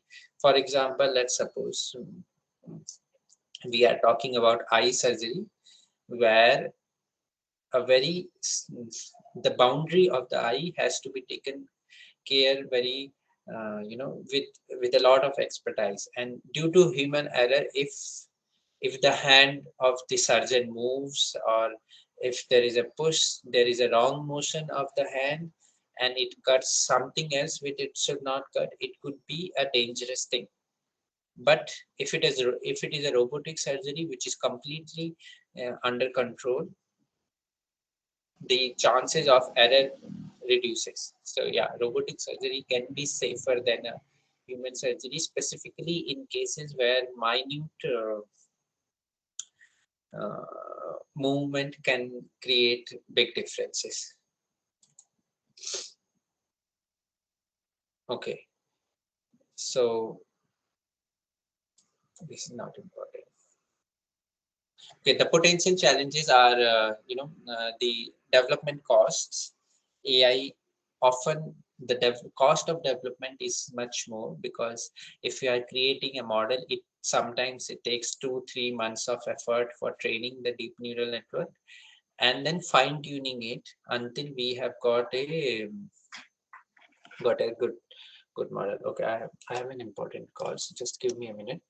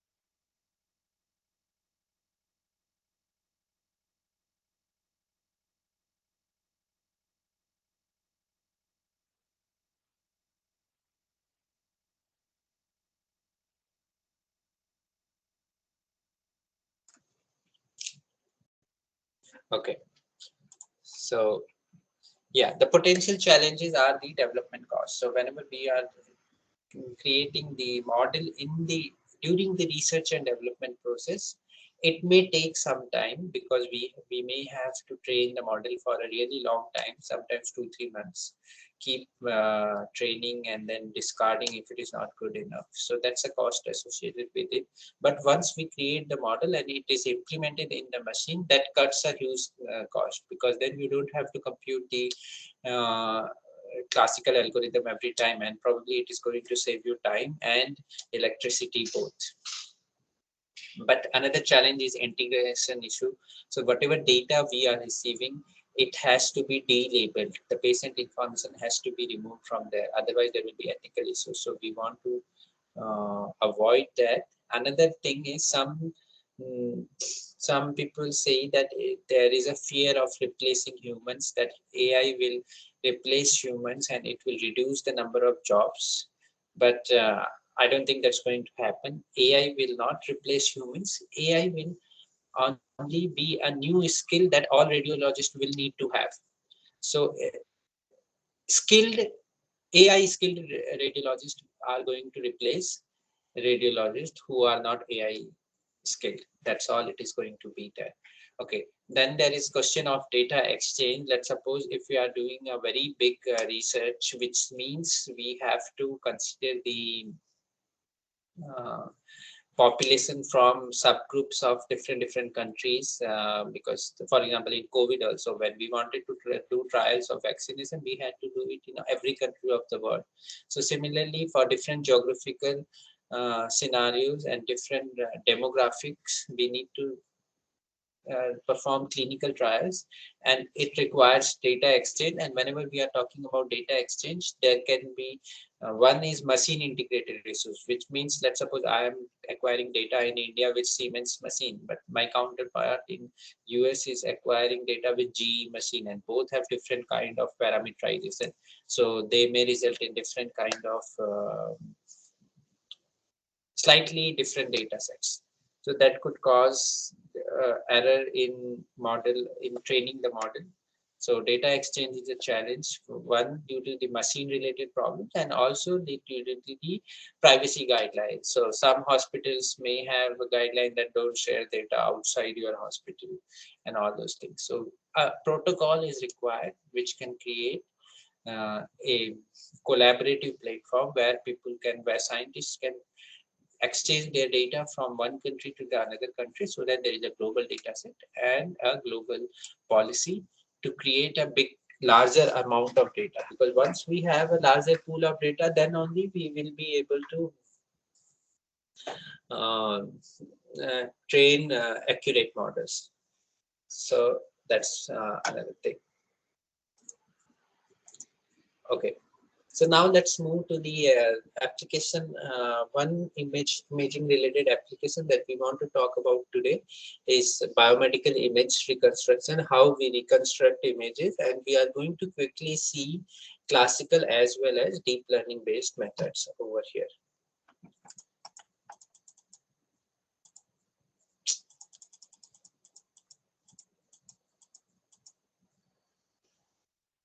So let's begin with iterative reconstruction.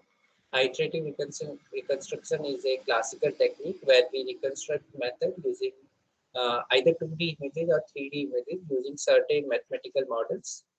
And this is an inverse problem because we have to usually, inverse problem is where you have a problem like x is equal to a inverse b.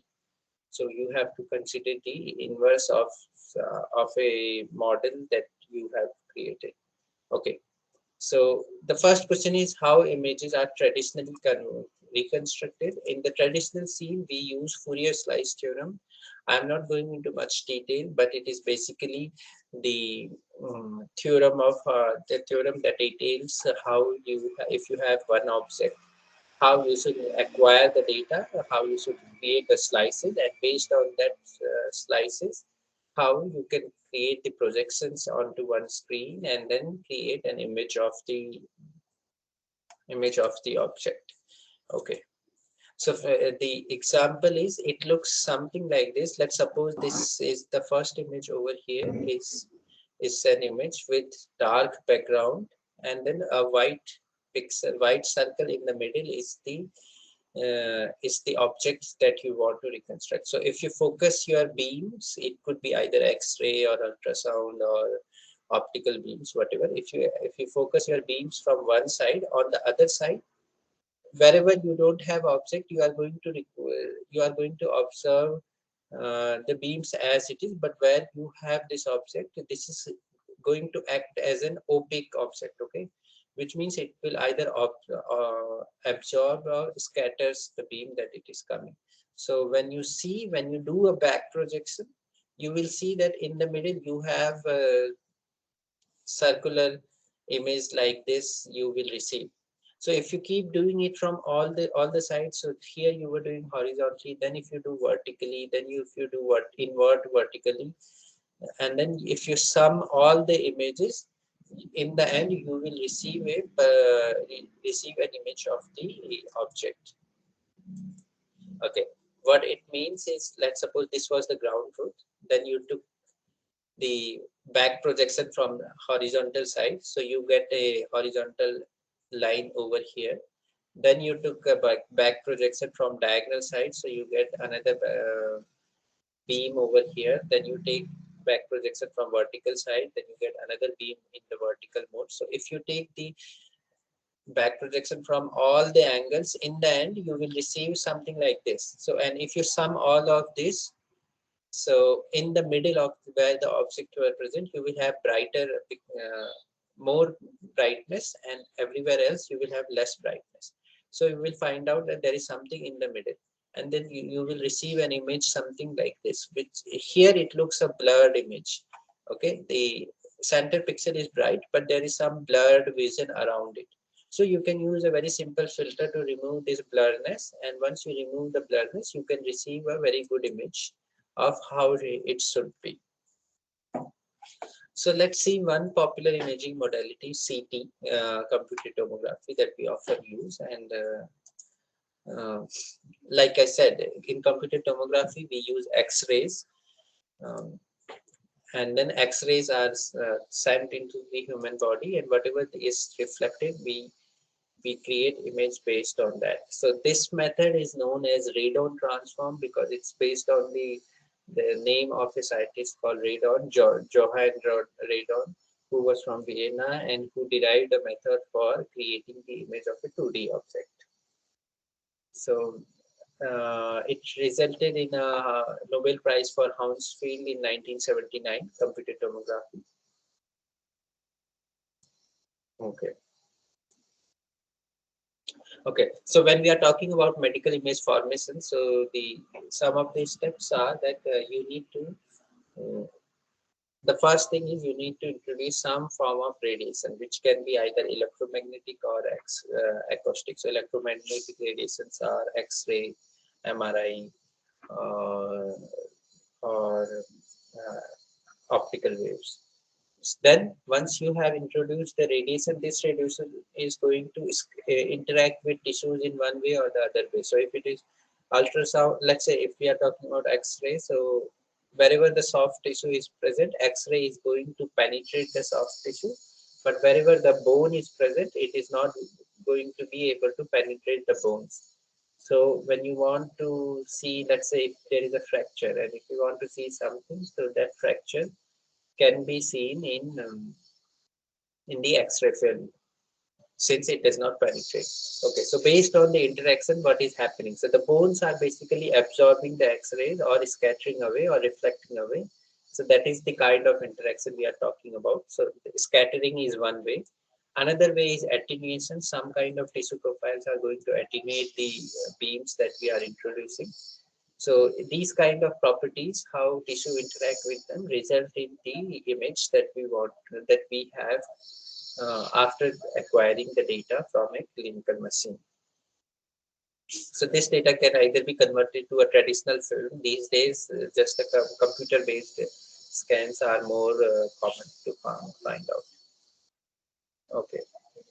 So this is one example where this was the first image, X-ray image taken by Roentgen of his wife's hand, and you can see that the bones are present over there because X-ray gets absorbed by them, but whatever the soft tissue and everything else the background is, the X-rays pass through them, and then we are able to see the image of the hard tissue or hard bone structure of the patient.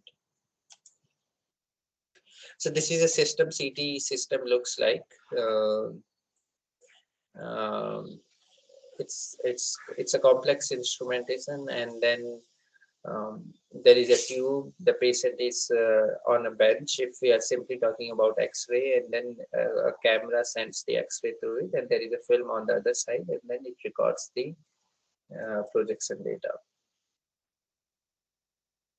So these are some examples of X-rays that you have already seen. Okay, so like I said, analytical and iterative method. So analytical method is the one that we have just seen over here, back projection, where we were observing beams from all the angles and then summing them together. And in the end, at the focus of it, we have a object which gets brighter, more brightness compared to the rest of the environment. And then we can use a filter to remove the blur of the environment, and we are left with only the object in the center. So that is called analytical method or back projection method. Then there can be iterative methods. As the name suggests, iterative methods have multiple iterations, which mean in each iterations the quality of the image improves. So usually the data looks like this. It is called sinogram, and then you have an object. Uh, you take the image, you take the scans, and then you reconstruct the image. So if you are taking the image from a further angle, the sinograms can slightly change between R and phi, and then accordingly, if you take multiple uh, recordings from different angles, if you keep doing that, you will find a sinogram which looks like a helical structure. And from this raw data, this is your raw data. From this raw data, you start the image reconstruction. Okay. So yeah, so this is how the image reconstruction process looks like.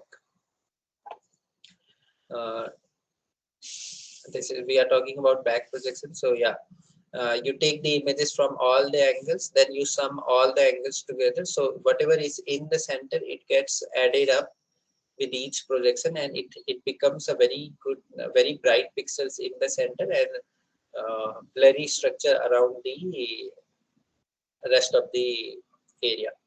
Then this is a blurry image, so you can introduce, one can introduce a filter. So when you introduce a filter, it's called a filtered back projection, and this filter removes this blurry vision, so we are left with a clear image over this.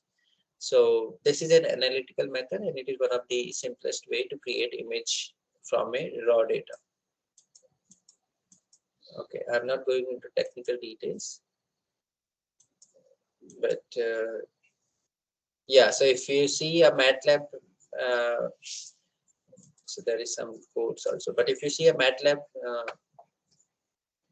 implementation of how the realization of how this data looks like, you can see that each projection is keep adding the total brightness of the center pixel, and in the end the surrounding area will look really small compared to the center area, and then you can simply use a filter to remove the surrounding area, and then what you will be left with is the central bright pixels. Okay, then there are, as we say, that there could be many noise reasons, noise sources can also be associated with whatever the image acquisition you are doing. And these images can either be Gaussian noise. So in terms of mathematical models, they can be Gaussian noise, Rayleigh noise, and then uniform noise or salt and pepper noise. So all of these can be modeled according to mathematical equations. And then we can create filters or some other ways to remove these noise. So for example, here is an example of a salt and pepper noise data. So you can see that this is CT scan. So here the noise is less, standard deviation is 0. Here the noise is more, so standard deviation is around 0.5. So probably we can introduce some noise removal algorithms which can remove these salt and pepper noise, so that we can create a much improved image back later. Another way to increase the resolution or the image quality is to increase the number of rays and number of views. So if, for example, if you see, if we have just 32 rays, the data is not as clean, but if we have 512 rays, if you see this inside circle, the image reproduced is much better compared to this one. Similarly, if we increase the number of views, so again 900 views, 240 views, 60 views, you can see the difference. This one is, if you see these two big circles over here, they are not very visible, but here it's better. In here, if you compare with this one also, slightly the contrast is better. So yeah, number of views and number of rays, if you increase these two, then you can increase your quality of your image reconstruction. And then once you have reconstructed the image, then you have to compare them, which model is performing better. So for these things, there can be certain figure of merit. So when we are talking about imaging, we can compute either mean square error or signal to noise ratio, which are the popular one. PSNR is another one. Then some people also compute CNR, contrast to noise ratio, Pearson ratio. So these are some of the figure of merits. Okay, so if we count the advantages of analytical reconstruction, we can say that they have well-known properties. They are easy to implement, and they can do faster reconstruction. Okay, but the image quality is not as good from the analytical reconstruction because we are limited in terms of the complexity of mathematical model, and that it doesn't give us quite a good image quality. So if we want to increase that, we need to go back to the iterative reconstruction. Okay, so iterative reconstruction, as the name suggests, is it has multiple iterations, and in each iterations the quality of image improves. So for example, if this is your current estimate of the data where you are not basically able to see anything, then you take the projections, then you estimate. In the first iteration, you may try to estimate how does the image looks like, then you also compute the error, and then try to remove the error. So if you keep doing it for the second estimate, so you will find out that this is your first estimate. This may look your next estimate, which is much better than the previous estimate.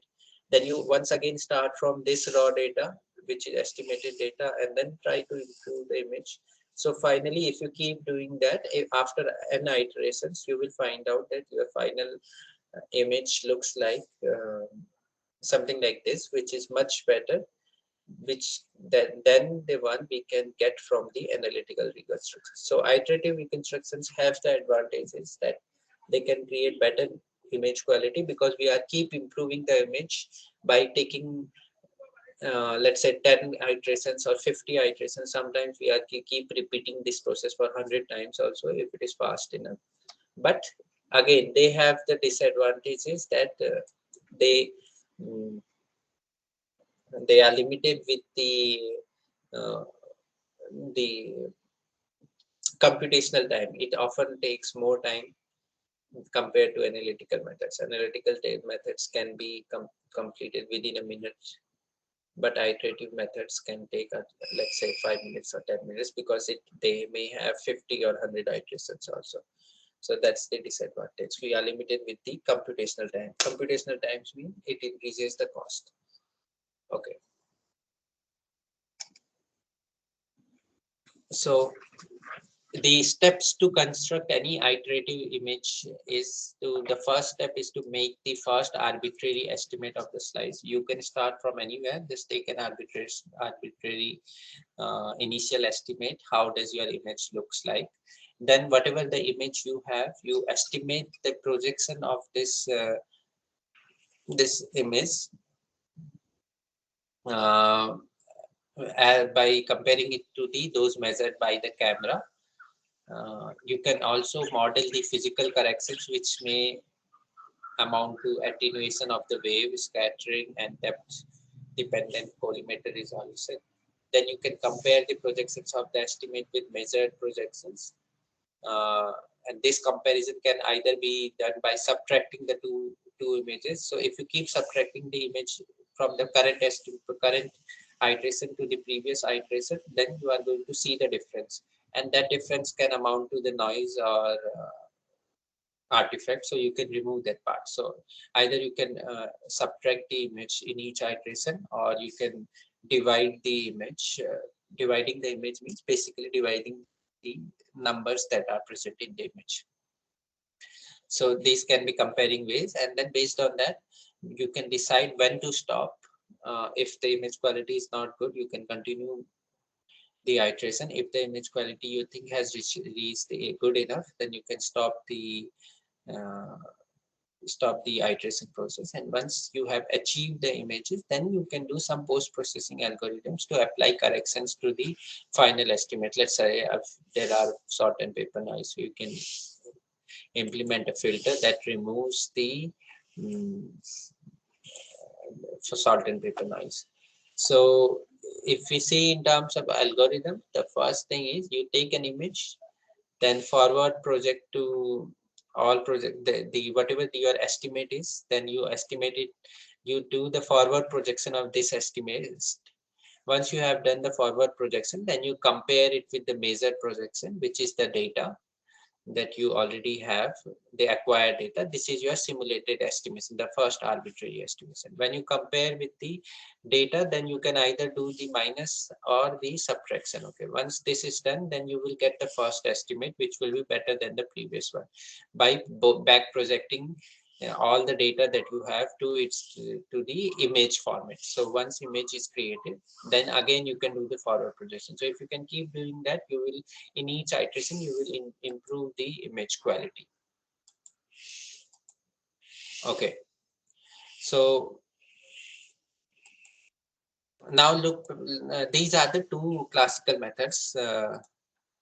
These are the two classical methods that we do for image reconstruction in biomedical imaging. One is iterative techniques and one is analytical techniques. Analytical techniques were faster. Iterative techniques are slower but can be more accurate.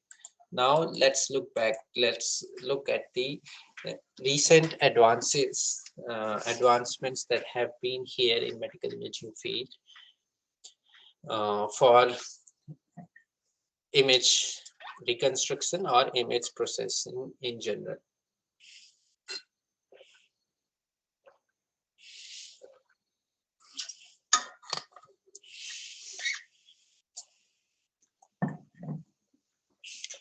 So there have been more than 106 startups in I don't know which year it was, but this data is from one single year.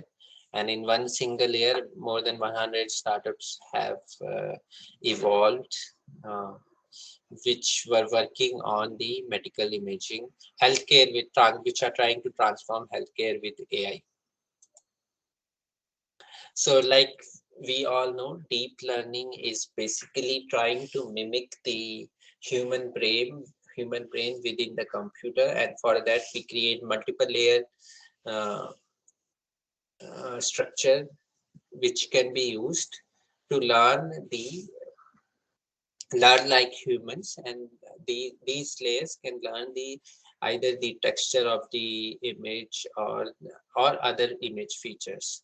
Okay, so for example, if your input layer is giving an input of the face of an image, the first layer can probably learn there are two kinds of pixels, bright pixel and the dark pixel. The second layer can probably learn where are the edges present. So there is a boundary of the face, there is an edge of the earring, something like that. And then further layer can probably learn even finer models. So if there are multiple layers, each layer can learn finer details than the previous one. And then in that way, the neural network tries to learn whatever it is shown in the input layer.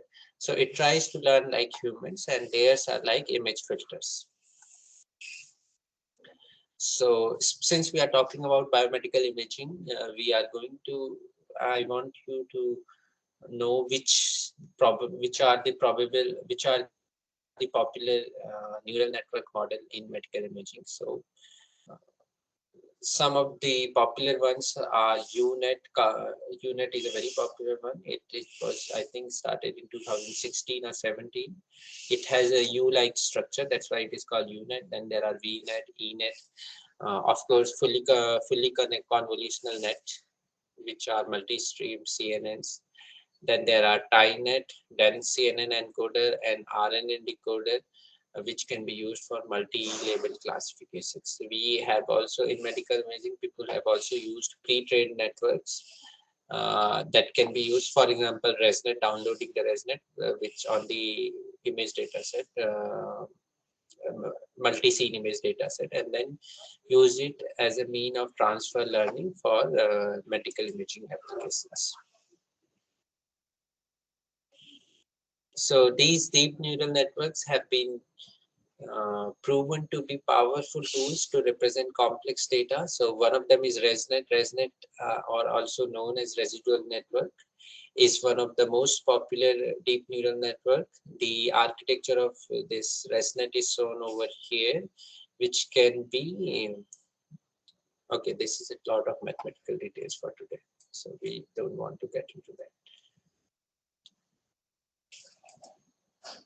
Okay, so this is a unit-like structure. Unit structure is basically starting from, if you have a large size image, the first part contracts the size of the image, and then second part upsamples the image. So there is one downsampling and then upsampling. This downsampling can be done using some pooling mechanism like max pooling, and then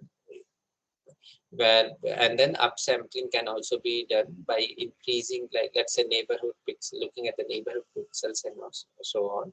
So whenever we use UNet, it is found that the segmentation or reconstruction process becomes much improved, and UNet is a very well established structure for uh, applications in medical imaging.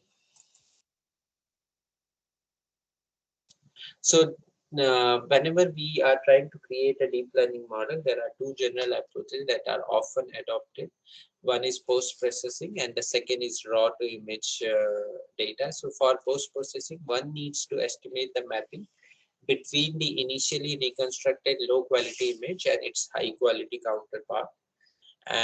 But the problem is that since we have limited measurements, and there is also the presence of noise, which means that the initial reconstructed image may contain heavy and complex artifacts. And if we have artifacts, which then we need to remove it, removing it may not be so easy. Less by classical models, even deep models may have difficulty in removing such artifacts. So post-processing is often required, and this is more suitable to handle initial reconstruction that are of relatively high quality. And the second approach is when you have raw data, so you create an image directly from the raw data. It is also called end-to-end transformation. So for raw to image, one directly estimates the mapping between the raw data, let's say the projection data in case of CT or case-based data in case of MRI, and then reconstruct the image. The challenge, however, is that in that case, is that data distribution in the domain of raw data is often vastly different from that in the image domain. So, for example, if you are talking about an image domain, you may have a pixel brightness and contrast and all those things, but in the raw data domain, you may have a radio frequency data, which is a series of numerals. So this data distribution may be very different, and then mapping this data in an end-to-end role may be challenging. And then you may have to fine-tune your model again and again to improve the quality of your neural network. So it may require tons of training data. It can be computationally expensive, and it may heavily rely on good initialization of the model parameters. But how do we know that what is the good initialization? And even a very experienced deep learning engineers may not know what is a good evaluation when trying a new problem. So somebody might have worked a few years on, let's say, natural scene data set, and then they suddenly try something on medical imaging data set, and they may not find out what is the good initialization. So it doesn't come from experience clearly, and it is more like intuition.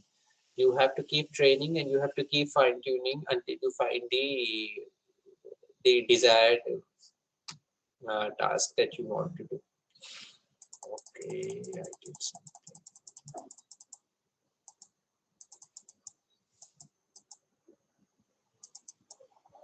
Okay, so some popular networks that we use in the medical imaging is like ADMM net. This is being used for MRI image reconstruction, and it is based on iterative method called alternating direction methods of multipliers.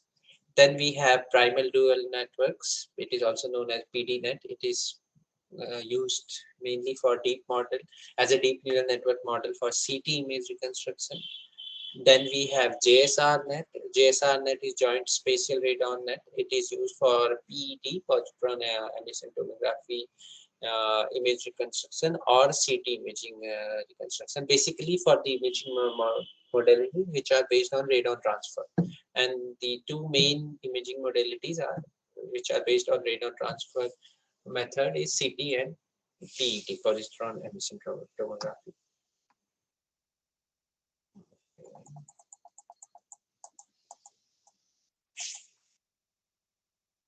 So this is an example of converting from end to end data set to the final image and the segmentation. So let's suppose we are talking about ultrasound. We have a raw data. It is called IQ data. So it is written as I and Q, and then there can be an encoder and a decoder. So one encoder, it is a unit-like network. Encoder is basically downsampling the information that it has, and we then we have two separate decoders. The first one is used to create the B mode image reconstruction, and the second one is used to create the segmentation. So you give the data inside to the network. The first decoder converts it into the medical image reconstruction, and the second decoder to the segmentation of the object that you want to segment. So this is an end-to-end transformation model. The applications of this is that you can of course create an image first and then do the segmentation or then do the post-processing. But that will be two-step approach, which means if there are multiple steps involved, there is a chance of noise also coming into the picture because of the bias of the method, or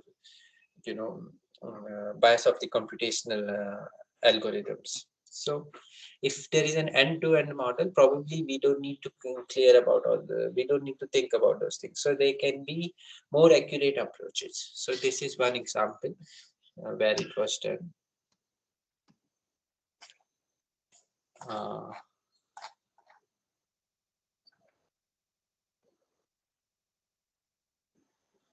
Okay.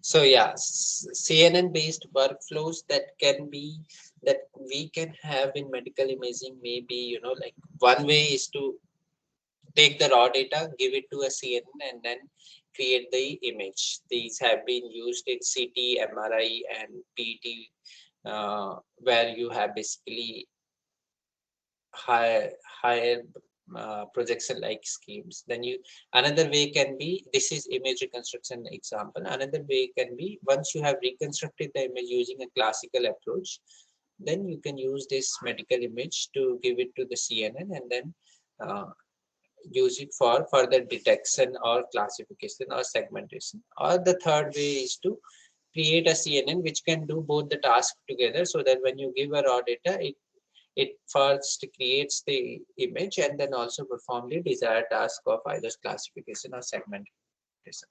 So why do we need to do that?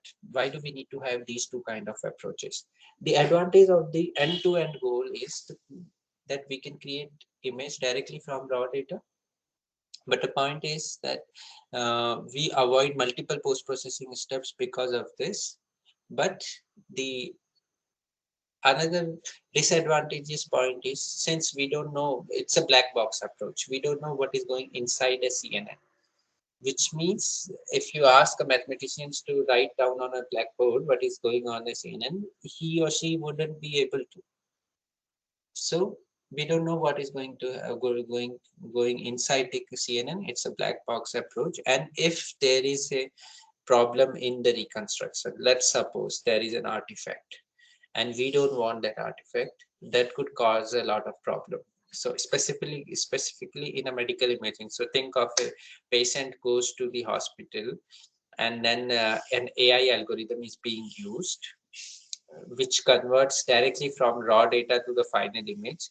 So we don't know what happened in between, and due to some anomaly, it created an image where there was a tumor present. So the doctor said, "Oh, you have a tumor. We need to take a surgery of you. We need to perform a surgery." And then they cut open the patient, and then they found out there was no tumor. And this has happened. This has actually happened. You can go down and check this thing called fool CNN or something like that. It's not. Yeah.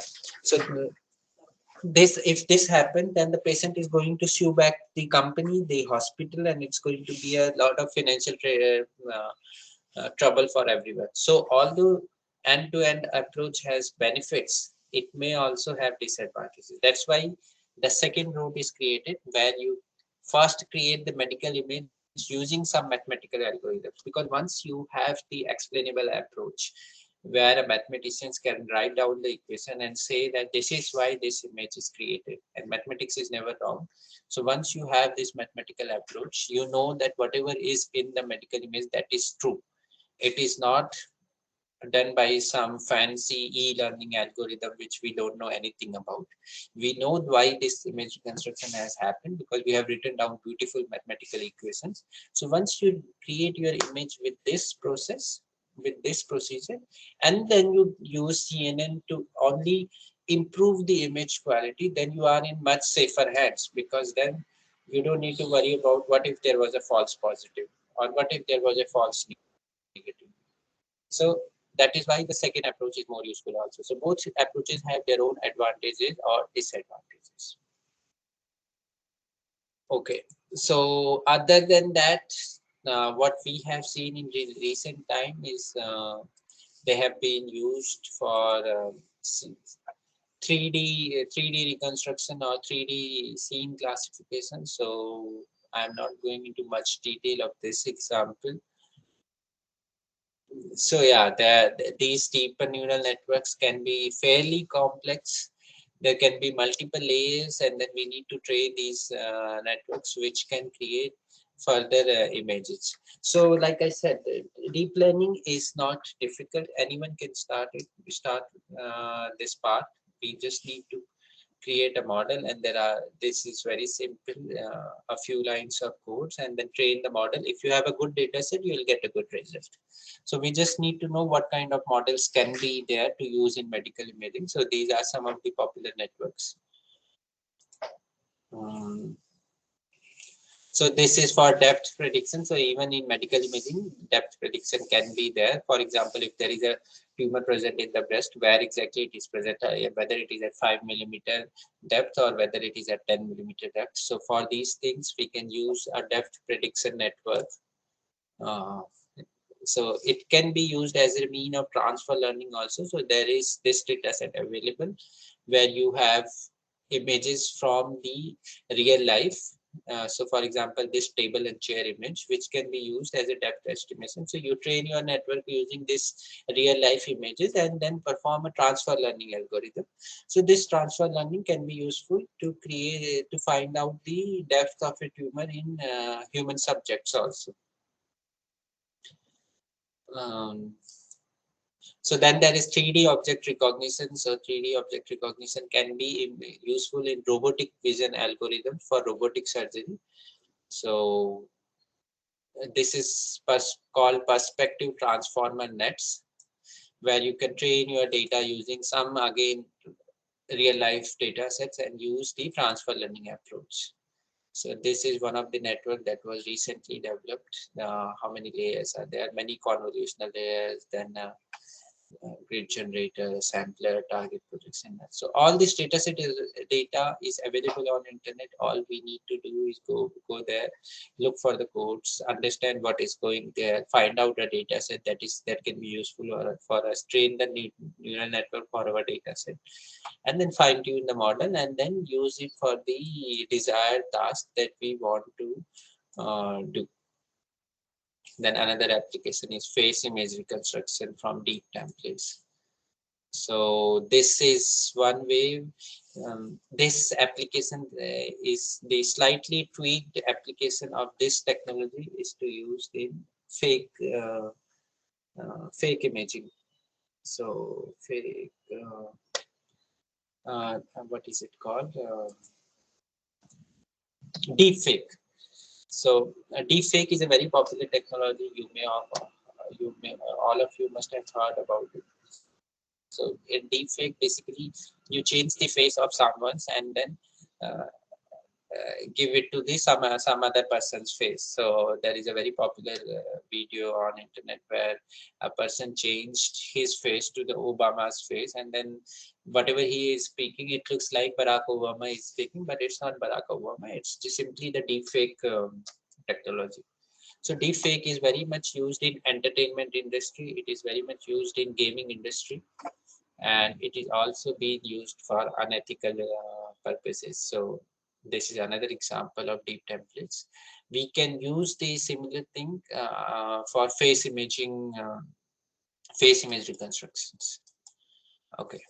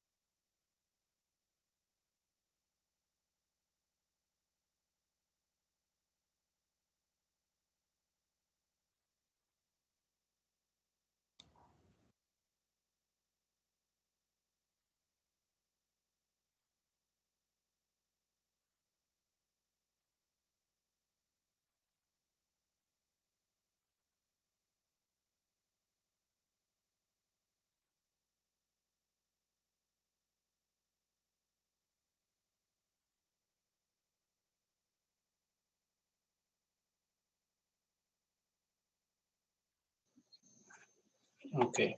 Yeah, sorry for the network interruption, but we are finishing this. Okay, so we were discussing about the challenges. The one big challenge of medical imaging and deep learning is that the limited data availability. We have limited data, and then training the networks with this limited data is not easy. We often don't get the desired result, and if we get desired result, there is a probability of getting false positives or false negatives. So how can we improve this part? So one of the big thing is, one of the important thing is we do collaborations. We call out for global, not just internal global collaborations, global collaborations, where there are a set of guidelines how to acquire the data, because different machines can acquire data in a different parametric way. So that is one thing, how to acquire the data, how to store the data, uh, how to label the data. So for each, there should be a global data set so that people can exchange their data, whatever we are creating the data in India or someone in China or someone in Europe or US, they can collaborate and create a big pool of data so that training the network becomes easier. So that is one big challenge of deep learning in medical imaging, is that limited data. The second thing is, can we handle this challenge by data augmentation techniques? So for example, I have just 100 images of a tumor. Can I do some data augmentation, like rotate the image, flip the image so that I can create the overall number of samples? So that is one way, creating and developing new data augmentations techniques. Uh, so the third thing challenge is that people's trust on deep networks. So someone who is not from a technical background, they may ask like, okay, I don't trust this this machine, that without seeing my images or without performing the classical technical steps, how this machine is, or how this AI driven uh, algorithm or software is able to diagnose whether I have cancer or not, unless I have shown it to the to a radiologist or a doctor. But the recent studies have time and again shown that AI based tools are performing better than a trained radiologist. So the challenge is to remove this fear from the people's mind, and how we are going to do that, because there are ethical concerns and there are privacy concerns also. We need to consider all of this and then create models where we can people can rely upon these models. So if okay, so to summarize, why do we want to use deep learning? Because there are all the several ways, supervised learning, unsupervised learning, or semi-supervised learning, but they are able to get out from the data that we have. They are able to get out the hidden variables, the hidden information that the naked eye is not able to see, and our mathematical informations, our limited mathematical equations are not able to capture. So what it means is, let's suppose if I want to do a image reconstruction and I have a mathematical model, but this is limited with some assumptions. I might have assumed that it's a homogeneous tissue, or the wave is traveling without any scattering. There could be multiple levels of assumptions. Okay, so this could limit the performance of the mathematical model, but deep learning does not have any assumptions. So when we have deep neural network with multiple layers and a large pool of data, when we train that, it may be able to extract the hidden information. So whatever the abstracts are present in this data, they may add up to significant information. That's why deep learning can be more useful. And specifically in medical imaging, where we have limited resources in hospitals, which means for triage facility, for diagnosis facility, the number of doctors are less, number of radiologists are not enough, number of people who sit on the reception to tell patients which place to go, that are also less. And we need, if we have algorithm for deep learning, we can improve overall all of these resources. So yeah, that's why we need to incorporate deep learning in our day-to-day life. Okay. So with this, I guess we'll close this presentation here. I hope I have given you a brief introduction of what medical imaging is about, how big is the industry, and what are the innovations that we need to do, where are the scope, and how deep learning can assist in developing the industry as well as creating new innovations in the field. Yeah, I may take questions now. If any of you have any questions, you may ask now. Otherwise, you are free to leave. Yeah, thanks. Yeah, Akshay, do you have something? Sir, you had pointed the challenge of having small data set. So why can't we use photomeric augmentation and deform augmentation on this? Like Yeah, we do there is, use. yes, Hmm. yes, sir. Yeah, go ahead. So like I was talking that like in these augmentations, we don't have to annotate again the same image, right? Hmm. The output doesn't change. Hmm. Only we are changing the image, and we're also getting a large data set. Yeah, right. So that's okay. We do have data augmentations technique. We often use data augmentations technique. So let's suppose I have a data of only 15 patients. Okay. Then how many, yeah, what we can do with data, this these just 15% data set, unless I collaborate with other facilities and create more data set. Even if I use data augmentation techniques, they are not going to be enough. So for some specific task like you described, that we don't need to annotate, yeah, probably in some cases it can be useful. But if the case is something like image reconstruction, where I am starting from end-to-end transformation, and then there is no scope for further data augmentation, because this is not going to be helpful. I'm starting from raw data in that case. So specific tasks we can probably handle, but not all the tasks. And in those cases, we need to collaborate. And when I say collaborate, it means global collaboration and global guidelines and establishments of protocols, that how to record the data, how to acquire the data, what should be the parameterization of your machine, so that there is no machine dependency on each data set. And also there should be clear guidelines on be uh, how should be the exchange policies, because people are going to come up with ethical concerns and patient privacy and all those things. So who needs to do this? As a group of scientists and researchers, we need to do this. So calling out for more global collaboration is where it should start. And this is definitely a challenge that, yeah, in some, probably some specific cases, we may not have enough. We may probably do good with small data set also, but most deep learning based applications are not good enough for small data sets. Okay, sir, and I had also one more question. Hmm. Like you were talking about two approaches of using CNN and mathematical models. Hmm. But in the second approach, in the first approach, you were talking that false positive will be more, but in the second approach, false negative will be more, right? And false negative is more dangerous than false positive. So, how second approach is better than first one? No, no, no. So you cannot be sure of whether there are false negatives more or not.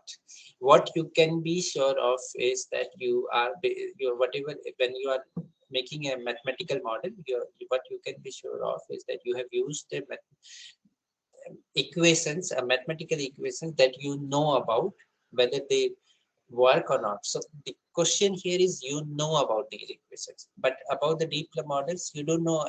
When you are working on end-to-end transformation, you don't know what is happening. It's a black box approach. So that's why the explainable AI comes into picture, where explainable AI is where you implement some mathematical equations from within the deep neural network so that it can give you a better performance.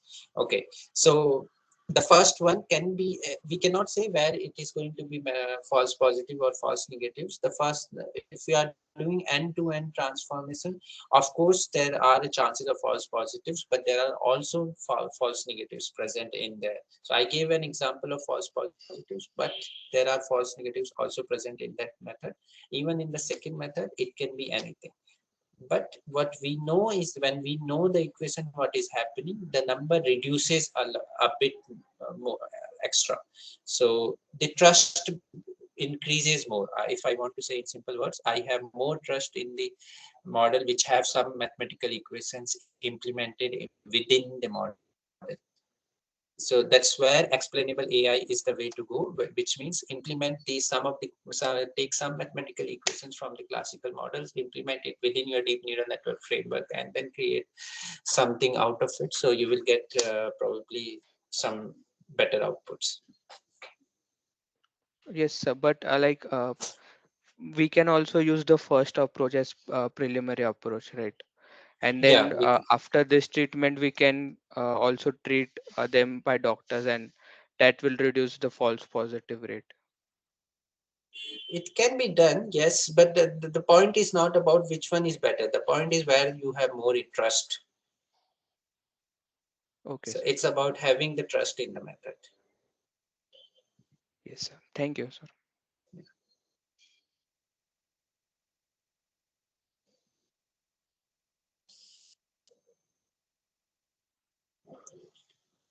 Okay. So if there are no more questions, thank you all. Thanks for coming. Thanks Vishal for organizing this and contacting me. So I Thank you, sir. appreciate that. Yeah. And Sir, we can close this. Yeah. sir, if we can get this means slides. Okay, I can share it with Vishal. Should that be enough? Yes, sir. Okay. Yeah. Vishal can forward it to other people. Yeah. Okay, sir. Thank you, sir. Hello? Hello? Yeah. Yeah. Yes, sir, I have question. Yes. So basically, I am from civil background Hmm. and my specialization is water resource engineering. Basically, we are deal with natural things like river and the flood management and the climate change. So can we use this deep learning application in my background? Uh, that's out of scope questions for me, but I do have seen some people using machine learning models for this forecasting and prediction. I don't think I'm the right person to answer your question. Okay, Yeah. thank you, sir.